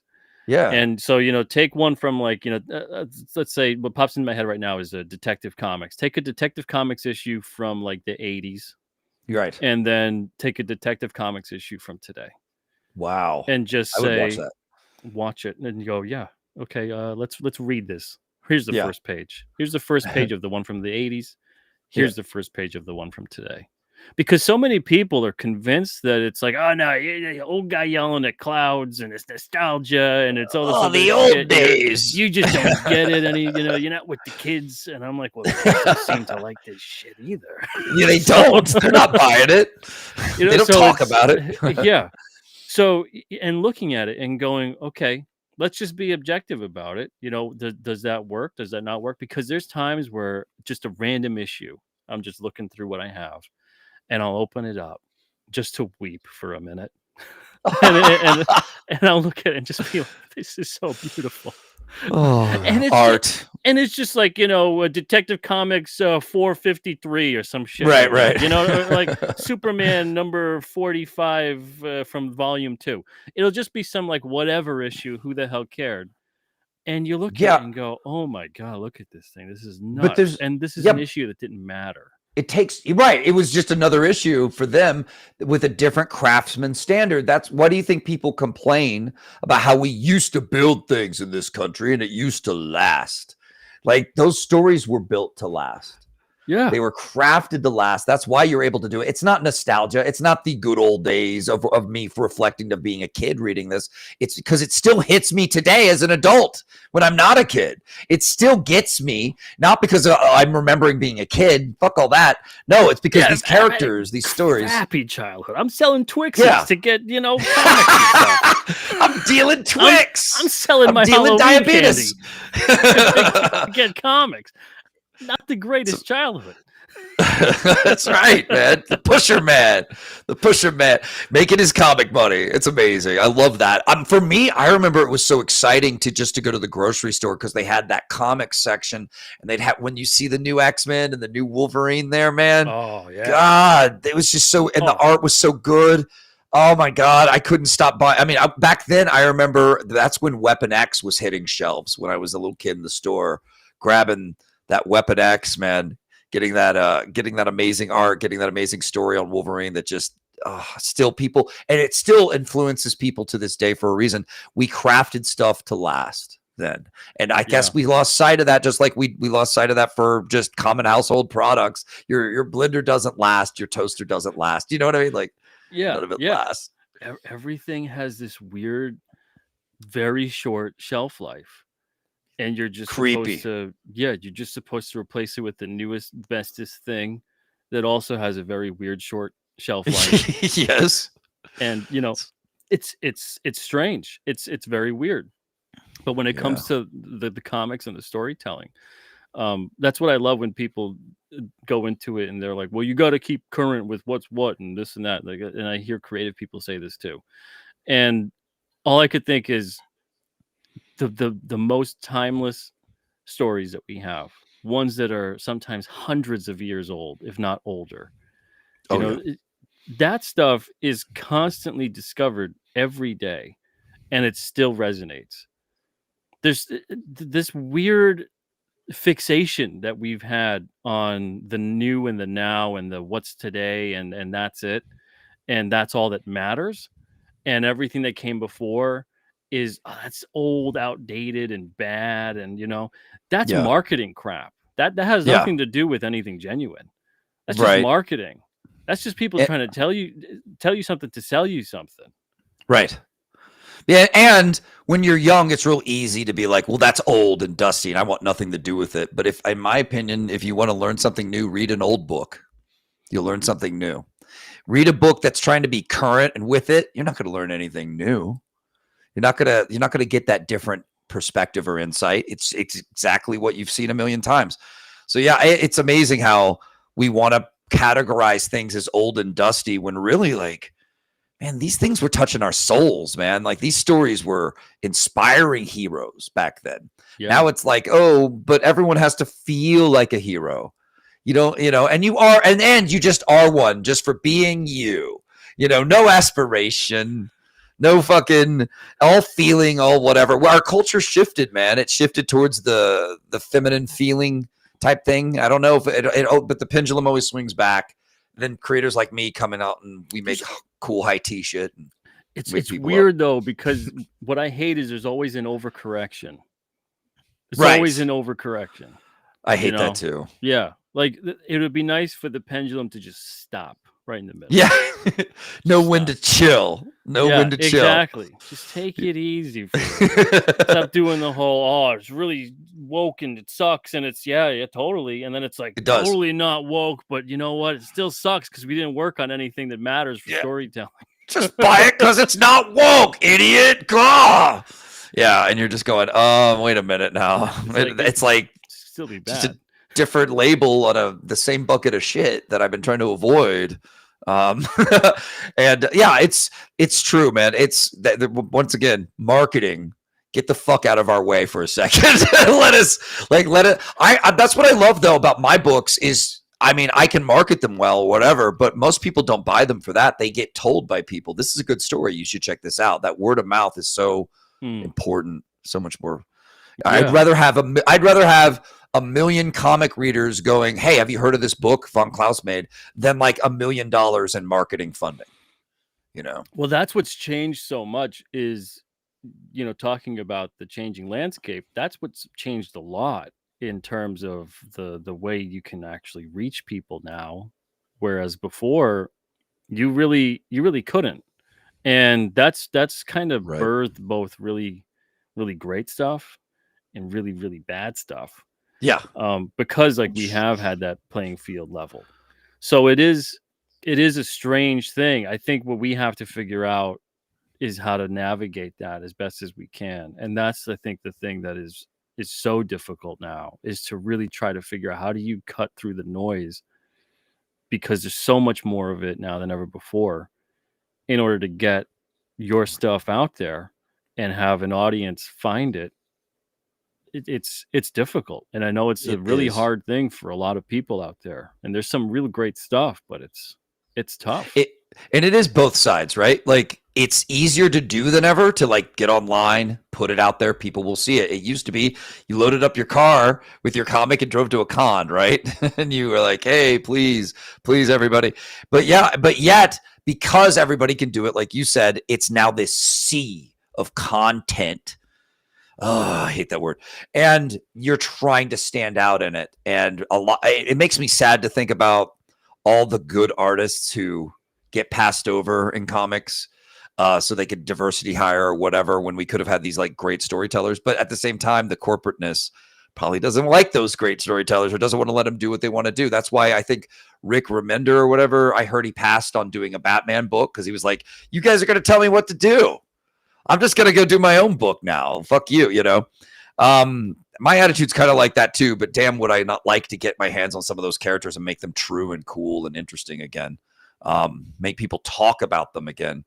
But yeah, overall, yeah, dude, it's such a weird playing field now. It's so overwhelming to me how many people and how much media is popping at everybody. It makes me feel like, God, should I even keep doing this? I mean, I know I'm always going to make comics. It's almost like a weird compulsion I have to do. I have to do it, like itching, scratch, or to itch, I have to scratch, right?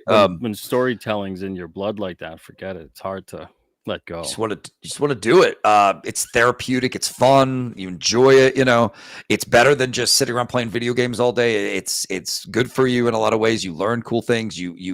I think it was David Cronenberg said any storyteller they're all doing the same thing in their own way. They are trying to figure out the human condition in their own way. So, I mean, I like doing that. I like people. I can't stand humans, and yet I love humans and love entertaining them and love people and how weird and quirky and interesting we are, you know?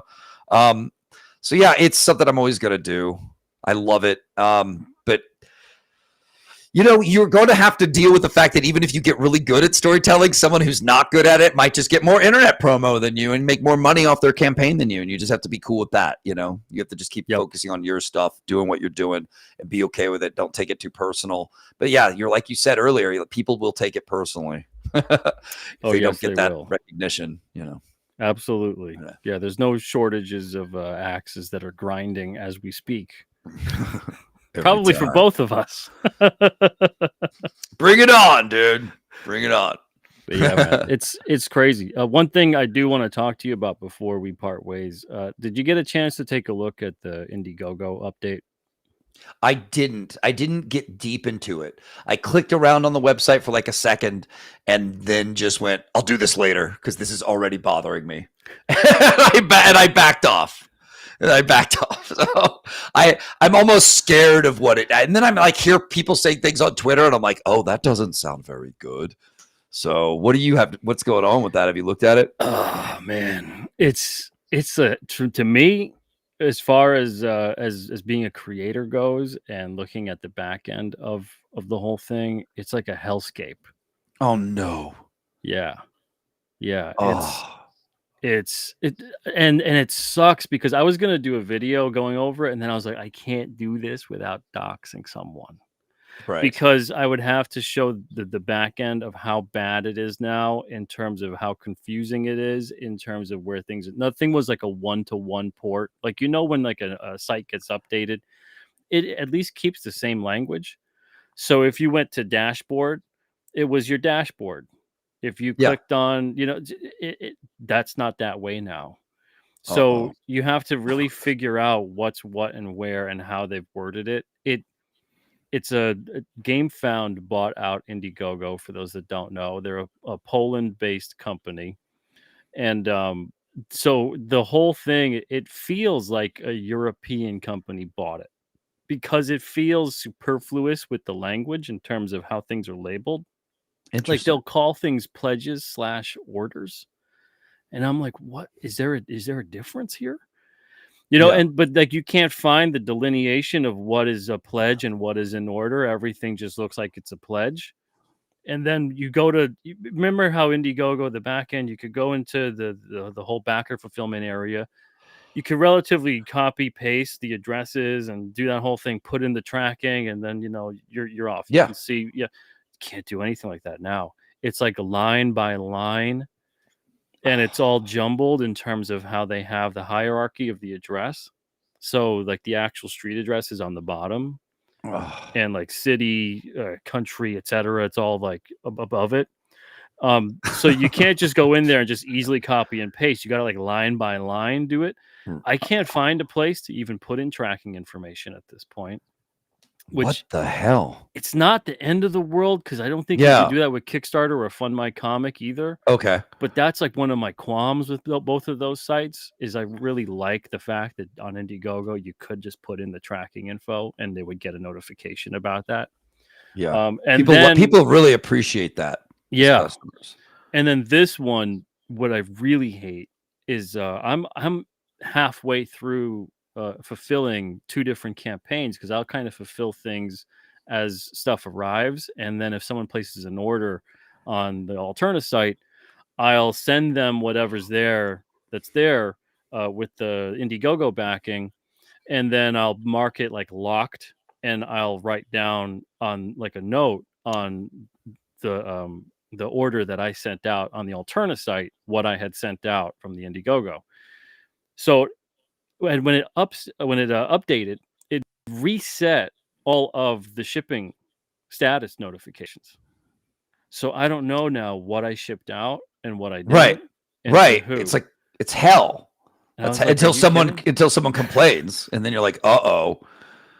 That is a mess. I had a Terror in the Trenches Part 2 sign up that they just deleted, which I figured since they updated their site, I guess that would happen. But when I saw that, and then I clicked on like my campaigns, but it didn't take me to my campaigns. No. It just took me to a bunch of campaigns I had kind of looked at or supported, and it was really jumbled and not in like chronological order at all. It was really bizarre, real messy.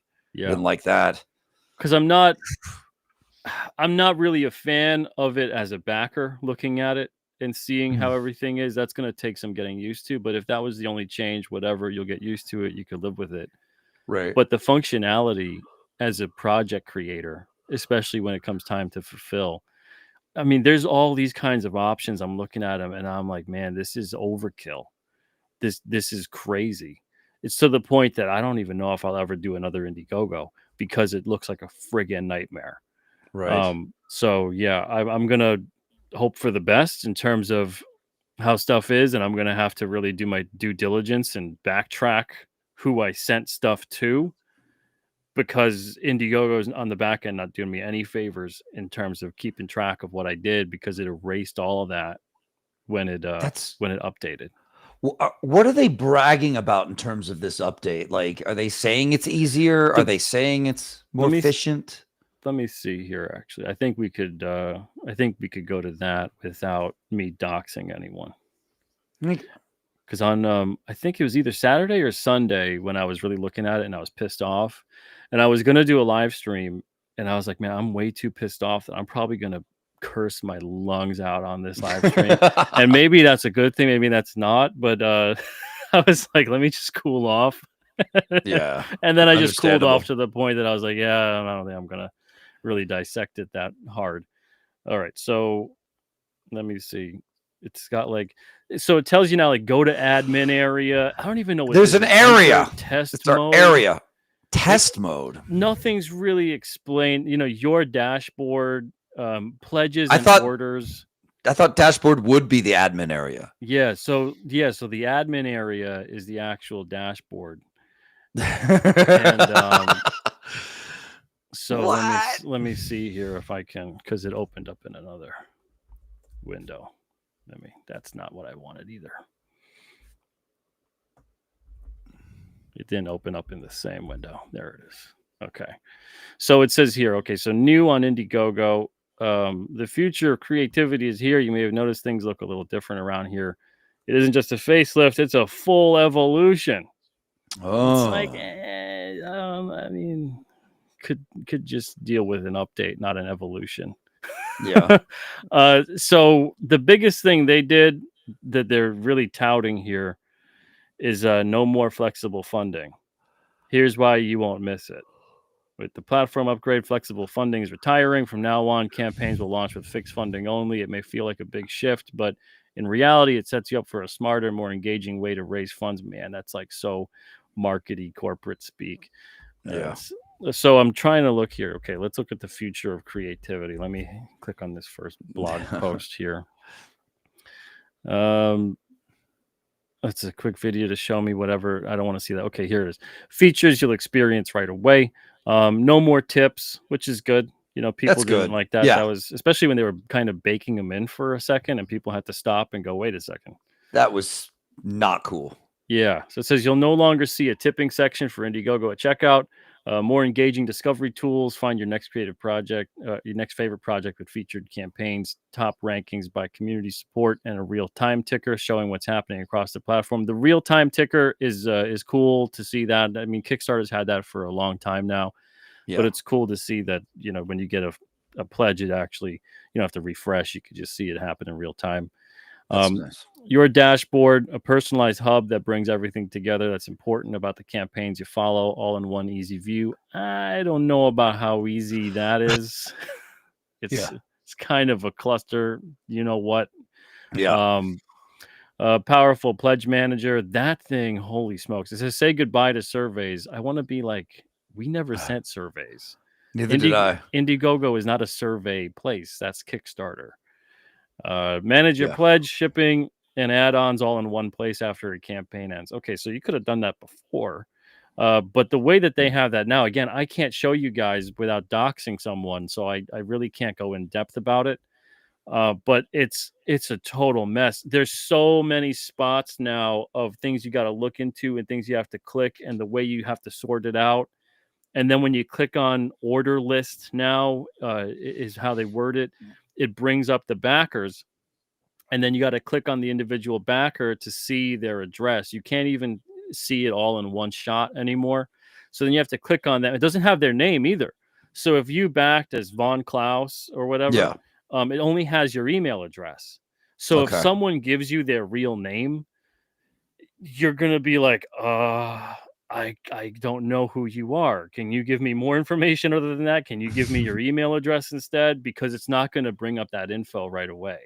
It's only you can only see the email address until you click on that backer number. And then when it brings that up, like I said, it has everything in like a data field and it's all spaced out separately and individually.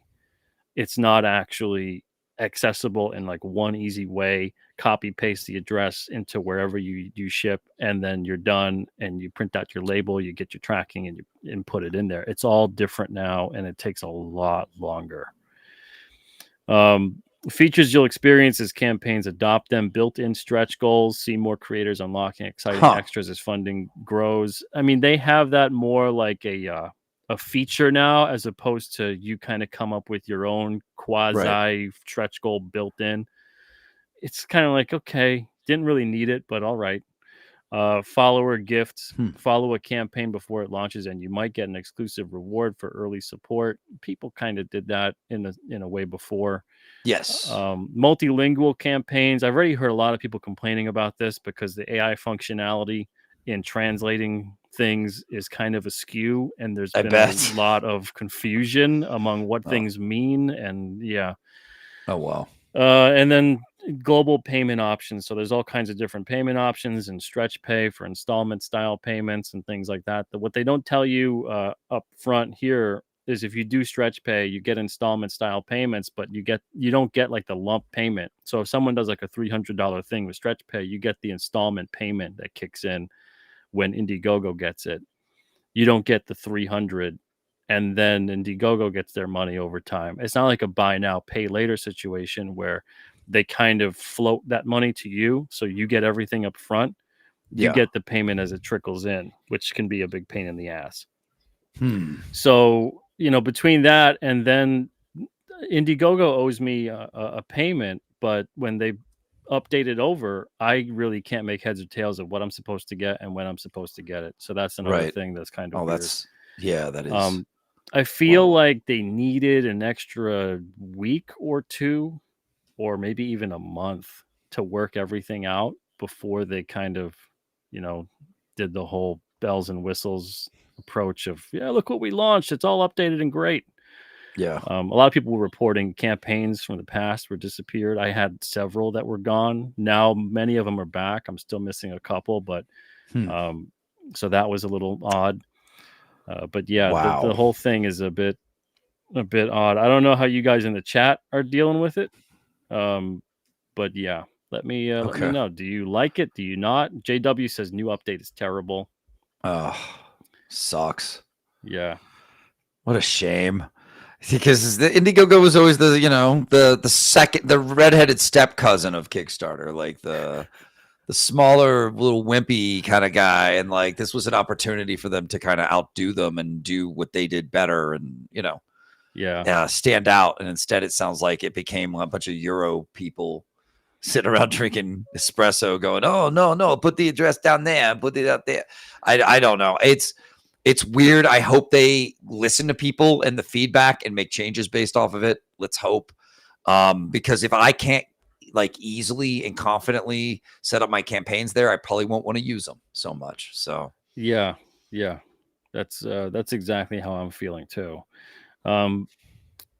Jasper says it's reading like they borrowed some Kickstarter features. They definitely did. Yeah. But they made them worse from what I could see. It sucks. So yeah, because right now it's a big win for Fund My Comic and Kickstarter. It's a shame because I think all people really wanted was take away that weird tip feature, and then stop shadow banning people. That was it. Pretty basic, pretty simple. Just make it so people could find your campaign, and stop with the weird tip thing, especially building it in. And that's all they really had to do. So to do like a whole weird facelift and then give you a whole bunch of weird features that I don't think really anyone asked for, and I don't think many people are really gonna grasp right away. It's just kind of weird to do a thing that really reset. 'Cause I talked to like 2 or 3 other people that were in the same situation as me. One person was literally fulfilling their whole campaign, and they're like, it reset everything. I don't even know what's what now.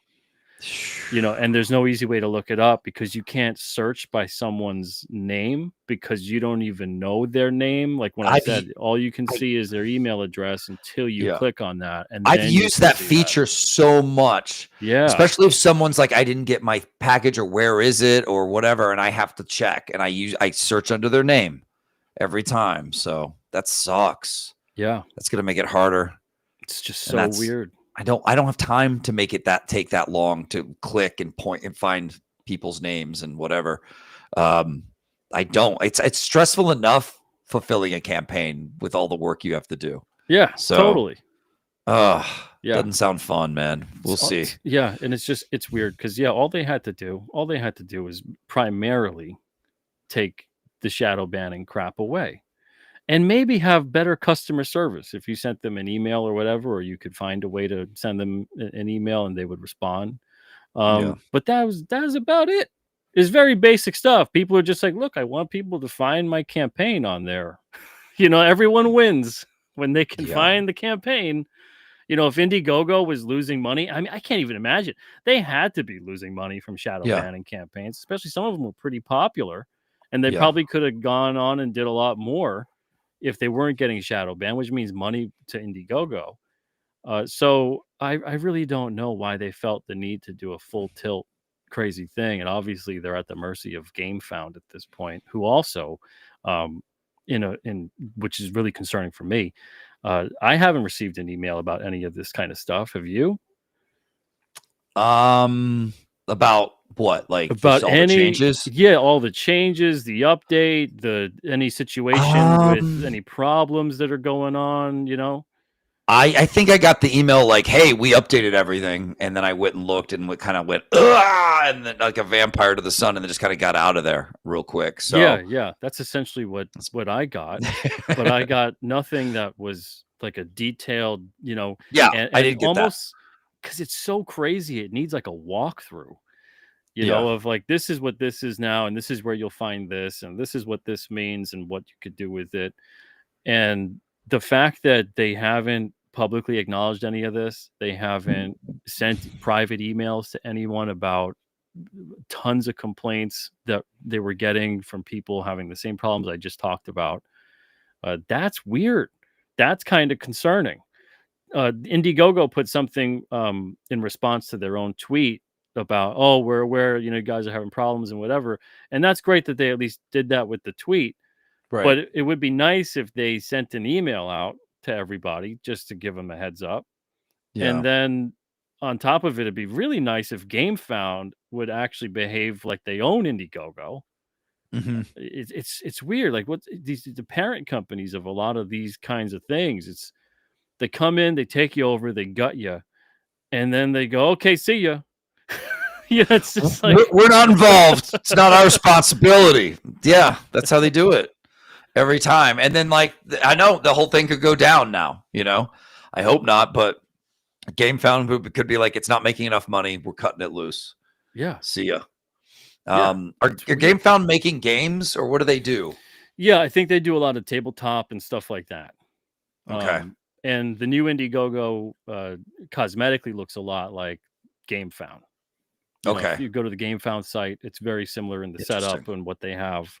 The back end is probably the same kind of thing too. It's probably just the color schemes are different primarily. Right. But it's just so strange to do what they did, not understanding the utility of fulfillment, and that people need to be able to access this stuff to get things out to people. It's not just like a browsing type site or a site that has like a bunch of articles on it or something. This is a commerce site. Like, imagine going into Amazon. They're like, Amazon, we just did a big update. You go into Amazon and you have no freaking idea where anything is to access your payment info, to access your orders, to like, everything is so different. Then everything's an article. They're like, here's how, here's what we changed it. And like a feed of like, here's updates of like what's just been added. Where's my previous orders? They're not here, buddy. They're not here. Yeah, everything is so geared towards maybe appealing or trying to appeal to the backer that they forgot that there's a lot to this with the creators that need to fulfill their campaigns. You just made it way harder. God, and I already can barely handle it. You know what I mean? Like, even with the way Indiegogo used to be, I could barely handle it with the frustration and the time and the. It's not ideal, but it was easier to learn. Yeah, it was. It was. You just have to learn it. Hopefully, this will be like that. But the way people keep describing it, it's not sounding good. I'm just still going to do it at some point. I know, dive into it, learn it all, and then I'll make my more informed decision. Like, should I use this? Is this viable? Do I need to set up my own website to start doing crowdfunding? Yeah. And I think that's honestly where a lot of people are going.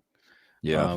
At least like Fund My Comics, not perfect. Kickstarter's not perfect. Indiegogo wasn't perfect either. But it's strange how much of a downgrade this update on Indiegogo is. Yeah, it is. I wouldn't expect that.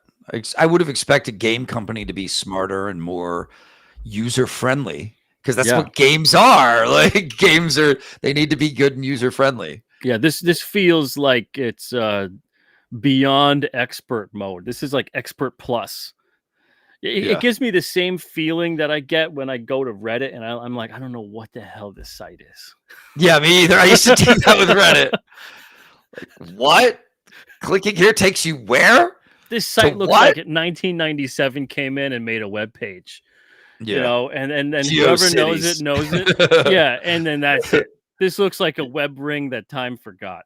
You know, and then if I posted anything, they'd always be an automatic like deletion of the post. Yeah, and like you did something wrong here. We got to take it down. I'm like, use the wrong syllable, and you're like, oh, okay. I guess I won't post on Reddit. It's just like, what the fuck? Horrible. It just has that vibe of like, look, you obviously don't know what you're doing here, so you shouldn't. You know, that's kind of what Reddit always felt like that. And now Indiegogo feels like that to me. Oh, that sucks. I know that feeling and I hate it. So, yeah. Whew. Well, here's hoping, man. We'll see. We'll see what happens. Best of luck, I guess, if for anyone using it. Yeah. Yeah. JW says not just indie comics affected, it's everything on the site. Yeah. Yeah. It is. It's everything on the site. It's so weird. That could cost them some money, man. That could definitely. It should be something everyone's excited to try and use, and it should have. I don't see why it has to be so complex. It just doesn't. I've used Indiegogo for years. It didn't have to. It doesn't have to be a lot of mystery or weirdness. It's just give us what we need to efficiently get people their stuff in an easy way. Make it easy to upload their emails into a postal thing, so I can print labels. A label printer thing and stay away and like let make it easy for me to communicate with my backers that their stuff has been sent out. We're golden. Like that's it. Like and honestly, the only other thing that I could ever think of when I went on Indiegogo, both as a backer and as a creator, was I wish there was a way, especially as a creator, to set up an inventory. So let's say you've got 500 of a book, and now you want to put that book in different bundles and things like that. When they get ordered as an add-on, or when they get ordered in a bundle or whatever it may be, it takes from that inventory pull. So you don't have to go, okay, here's the book, but there's 50 of it here, and then there's 50 of it in a bundle, and then there's 50 of it in an add-on. Instead, you make one inventory and it just automatically pulls from it. That'd be nice. And then the ability to order multiples, which they did do eventually. When you went to checkout, you could select order 1, 2, 3, whatever it was that was in stock.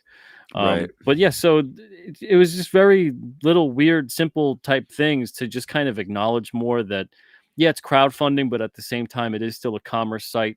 So treat it a little bit like it's that too, and make it kind of this easy add to cart system, and don't do the whole like the add-ons, and just have people list what they got, and they don't have to do anything crazy, and you make your own bundle automatically, and you just scroll through and add stuff to your cart, and you check out and you back up a thing. But instead it's every weird thing that no one really asked for. Yeah, great, wonderful, thank you guys.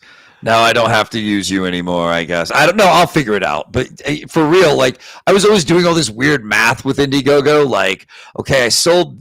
It's the same thing, but they sold in this bundle, but then in this bundle here, and they would always separate it. And so I'm like, I think, and I have to do the math. Okay, 245 were sold. Okay, stuff like that. And then I'd be worried that I got it wrong and have to go back and like double check. It's just tedium.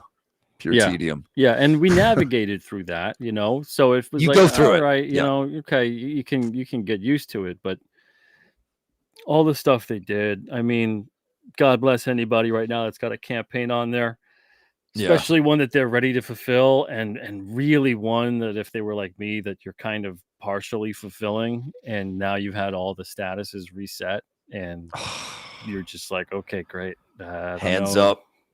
Don't know. Who got what? Gotta look through every possible way of figuring that out. God, so headache, weird. Yeah, no fun, bro. No fun. Well, Indiegogo, I hope you didn't shoot yourself in your big pink foot or whatever, because we're not going to see you anymore if that happened. Yeah, absolutely. Oh man, but okay. So before we go, again, if you guys want to check out alternacomics.com, I'm going to bring this up in just a second because Vaughn has got a story in both issues of it came out on a Wednesday. Double number the Vaughn. 22 and 23. And that's right here. You can go to alternacomics.com and get those. They're $2.99 a piece. It's a very limited print run. We're only printing 500 of these maximum. And there's about 300 left. And the pre-order period ends on November 1st. It's still going to be available for order, but the pre-order period will end at that point in time because we're going to gear up for fulfillment, which takes place on the 25th of November. So everything is going to be shipping out starting November 25th. This thing is going to be fulfilling very, very soon. And Vaughn's got, like I said, 2 stories. He's got 1 in each issue. There's 3 stories per issue. And nice. Vaughn's story alone is worth the price of admission, but the other 2 are also great. So they look awesome. Yeah. Yeah, this one is in number 22 with Preston Azevedo, right? Yeah, good old Preston and I did a black and white Kataru Witch Hunter short. I hope you guys check it out. It's awesome. It's poetic. It's a little Japanese haiku of witch hunting greatness. So check it out. A little peasant boy sees Kataru enjoying tea at a tea house and asks him, what's it like being a witch hunter? And he gets quite a story from that. Yeah, that's a fun one. That's a fun one that you did. Man, Preston's work was so great on that too. Oh, it is. And then it's great. Tyler Wentland's got a short story in here as well, adapting Edgar Allan Poe's El Dorado. Oh, nice. And then we got Nick Hunter back with the next part of his series Thorn. This is an issue before this. Number 21 previously had the first part of this story. Oh, sweet looking art. Yeah, he's great. He does great stuff. Yeah, he was the artist on King Cryptid number 2, 5, and 7. Okay, that's where I've seen him before. And then number 23, we got a story here. Oh, yes.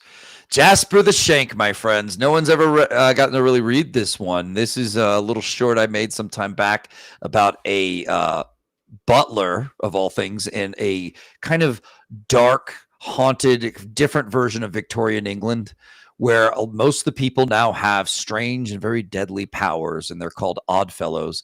And Jasper's power is that he can make things within a certain radius around him super, super sharp. He can make a weapon out of almost anything because of this. He's very deadly, but if his emotions get a little too out of hand, everything around him gets sharp, and people might start getting cut by, their own clothing or their own their silverware they're eating off of or whatever. So it could be, something he has to learn how to control too. But yeah, he's called Jasper the Shank, and he doesn't really appreciate the name because he thinks he's better than that. He used to, be a butler for some of the most royal people around, for the queen herself. So he hates that he's a man of the streets now, and having to take on creepy guys like this guy he's fighting here with the you'll see what his little fighting mechanism is. The guy with the top hat. It was pretty nuts. I had to give it a double take. I was like, what the heck is going on? It reminded me of like Trigun. Yes. That's a good point. Never thought of that. Yeah. Because there's some weird villains in Trigun that kind of have like this merging with weaponry. And tech. Yeah. It's a good story. You did something really good on both of these, which is hard to do in a short story. Is you gave both good characterization and a good concise plot. A lot of the times with short stories, you really want to aim for at least a good plot, right? And sometimes it's really difficult to fit characterization in there. But you did a really good job hitting both, which is why I obviously had to accept them. Cool, man. I'm glad you liked that. I didn't know if you would. I was like, if he doesn't, he doesn't. If he likes them, awesome. It's an honor to get published by you. I love what you do in comics. I love that you keep the good stuff alive. You keep the truth alive. So I'm really happy that I got into 2 books, man. That's just great. And I hope people love these stories. They're freaking awesome. They're great characters, and if people like them enough, maybe I can do more Jasper and I can do more Kataru. So we'll see. Oh yeah, I hope you do more of those, and if you do any more short stories featuring them, please let me know. Will do, sir. Let's see.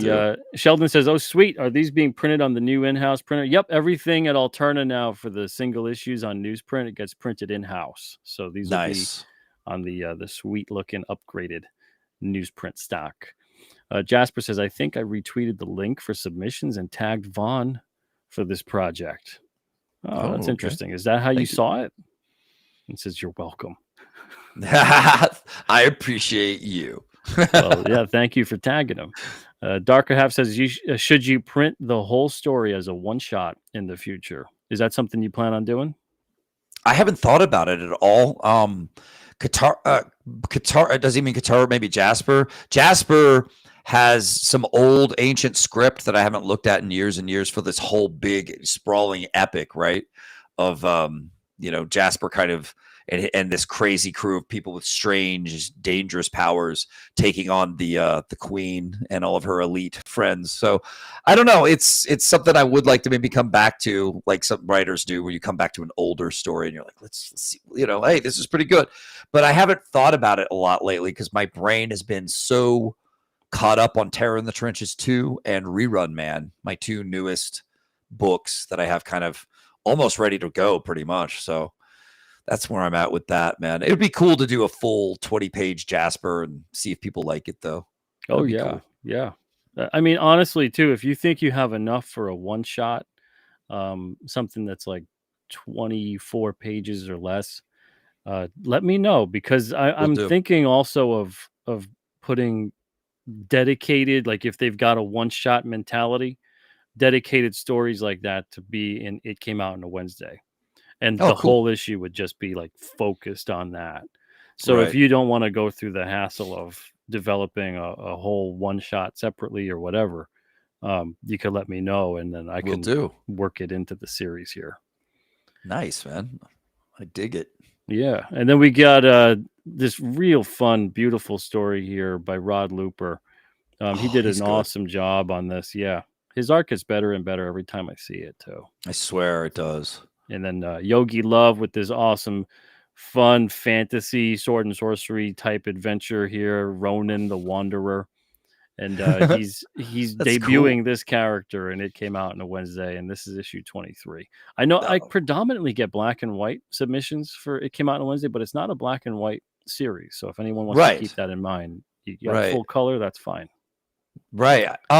I appreciate that, though. You do black and white as well. That full color stuff looked good. It reminded me of like old horror comics, the way his art style is.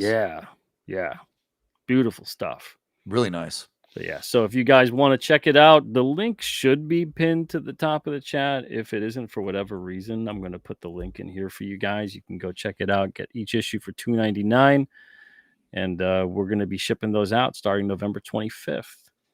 Beautiful. Let's see. We got Bill Mouse says, would love to see a central hub emerge for comics to crowdfund in one place that is user-friendly and dumb easy to use. No bells, no whistles. Drop it and ship it, Lord. I'd love to see that too, but that would be awesome. It is what it is. I also, at the same time, wouldn't want to see that because I like the competition of people trying to get better and, than whoever their competitor might be. But for whatever reason, Indiegogo is like, oh yeah, look at all these guys. We're going to totally make our site worse than theirs. Didn't see that coming, did you? Way to subvert expectations. Very 2018 of you, Indiegogo. Very. What is going on? So so it's great to have a whole bunch of awesome artists and writers on the It Came Out on a Wednesday series. Again, we're up to issue 23. So if you guys are missing a bunch, we don't go back to print with these. So there are a bunch of issues that are not in print anymore, and you can only really find them in a comic shop or on eBay. Some of these I've seen sell on eBay for like $40 because it's because of the rights of these. And I know because we that's why I limited at 500 too, because where we can kind of do on-demand printing at this point, because we print in-house, I was like, how do I cap it so that there's a print run that's done? Because I do outsource the covers. So what I'm going to do is I'm going to get 500 covers printed up, and that's it. So I'm not going back to print with covers. I'm not going, so even though we print in-house with everything, I'm not printing anymore past the 500.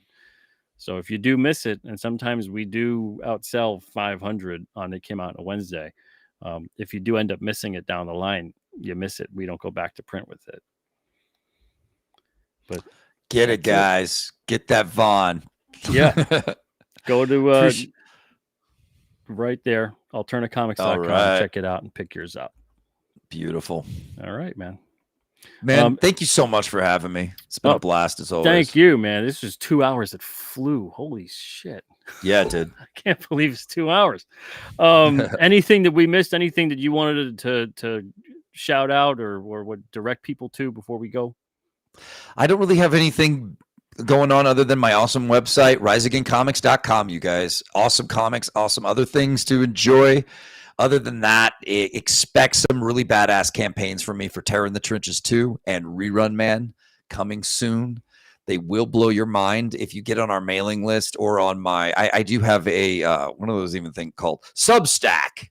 And if you want to become a member of that, I do show sneak previews of what I've got cooking and people just love it. So, this is what I got going at the moment. And I'm making trailers for people. I got a trailer I got to work on tonight. So other than that, man, I'm actually doing like a little web comic about a private eye who's like kind of an alligator man, investigator. And I'll be sharing that with you guys soon too. It's going to be like film noir pulpy, but like this weird guy who's just got a weird birth defect where he's turning slowly more and more into kind of a reptile and losing his mind. So, but like we were talking about earlier with research, I did research on the reptile brain. The reptile brain, I didn't know this, loves patterns and recognizes them. And I'm like, what a cool investigation power for him to have. His reptile brain doesn't have to be only, animal. It could be he spots what other people can't and solves that crime, solves the case. So be ready for that. A little free web comic coming to you guys. That's great, man. I can't believe that's not taken already. Me too. I looked. That's great, man. Yeah, I gotta check that out. I will definitely send you some stuff. If you get short stories for that, feel free to send them my way. I will. Black and white pulpiness. I know you're perfect for it. Yeah, that sounds good. All right, everyone. Thank you guys so much for being here tonight. Everybody, your questions, your comments, all that stuff is really appreciated. If you like the show, give it a thumbs up. If you don't like it, give it a thumbs down. Don't worry. My feelings will only be hurt for a millisecond. It's okay. I won't, think about it weeks later. But I hope you did like the show tonight. And we'll be back again with some more fun stuff. I'll have to have Vaughn on again sometime relatively sooner than whatever it was. I think it was close to a year. I've been hiding out though. Like don't be hard on yourself about that. Yeah, but I know where to find hide you. out. Yeah, you do. I'll have to have like a quarterly check-in with you about you the alive, bro. Things. Yeah, you want to talk creepy shit, bro? Okay. Absolutely. All right, everyone. Thank you guys so much. Have a wonderful night and an even better tomorrow. We'll see you when we see you. Take it easy. Good night.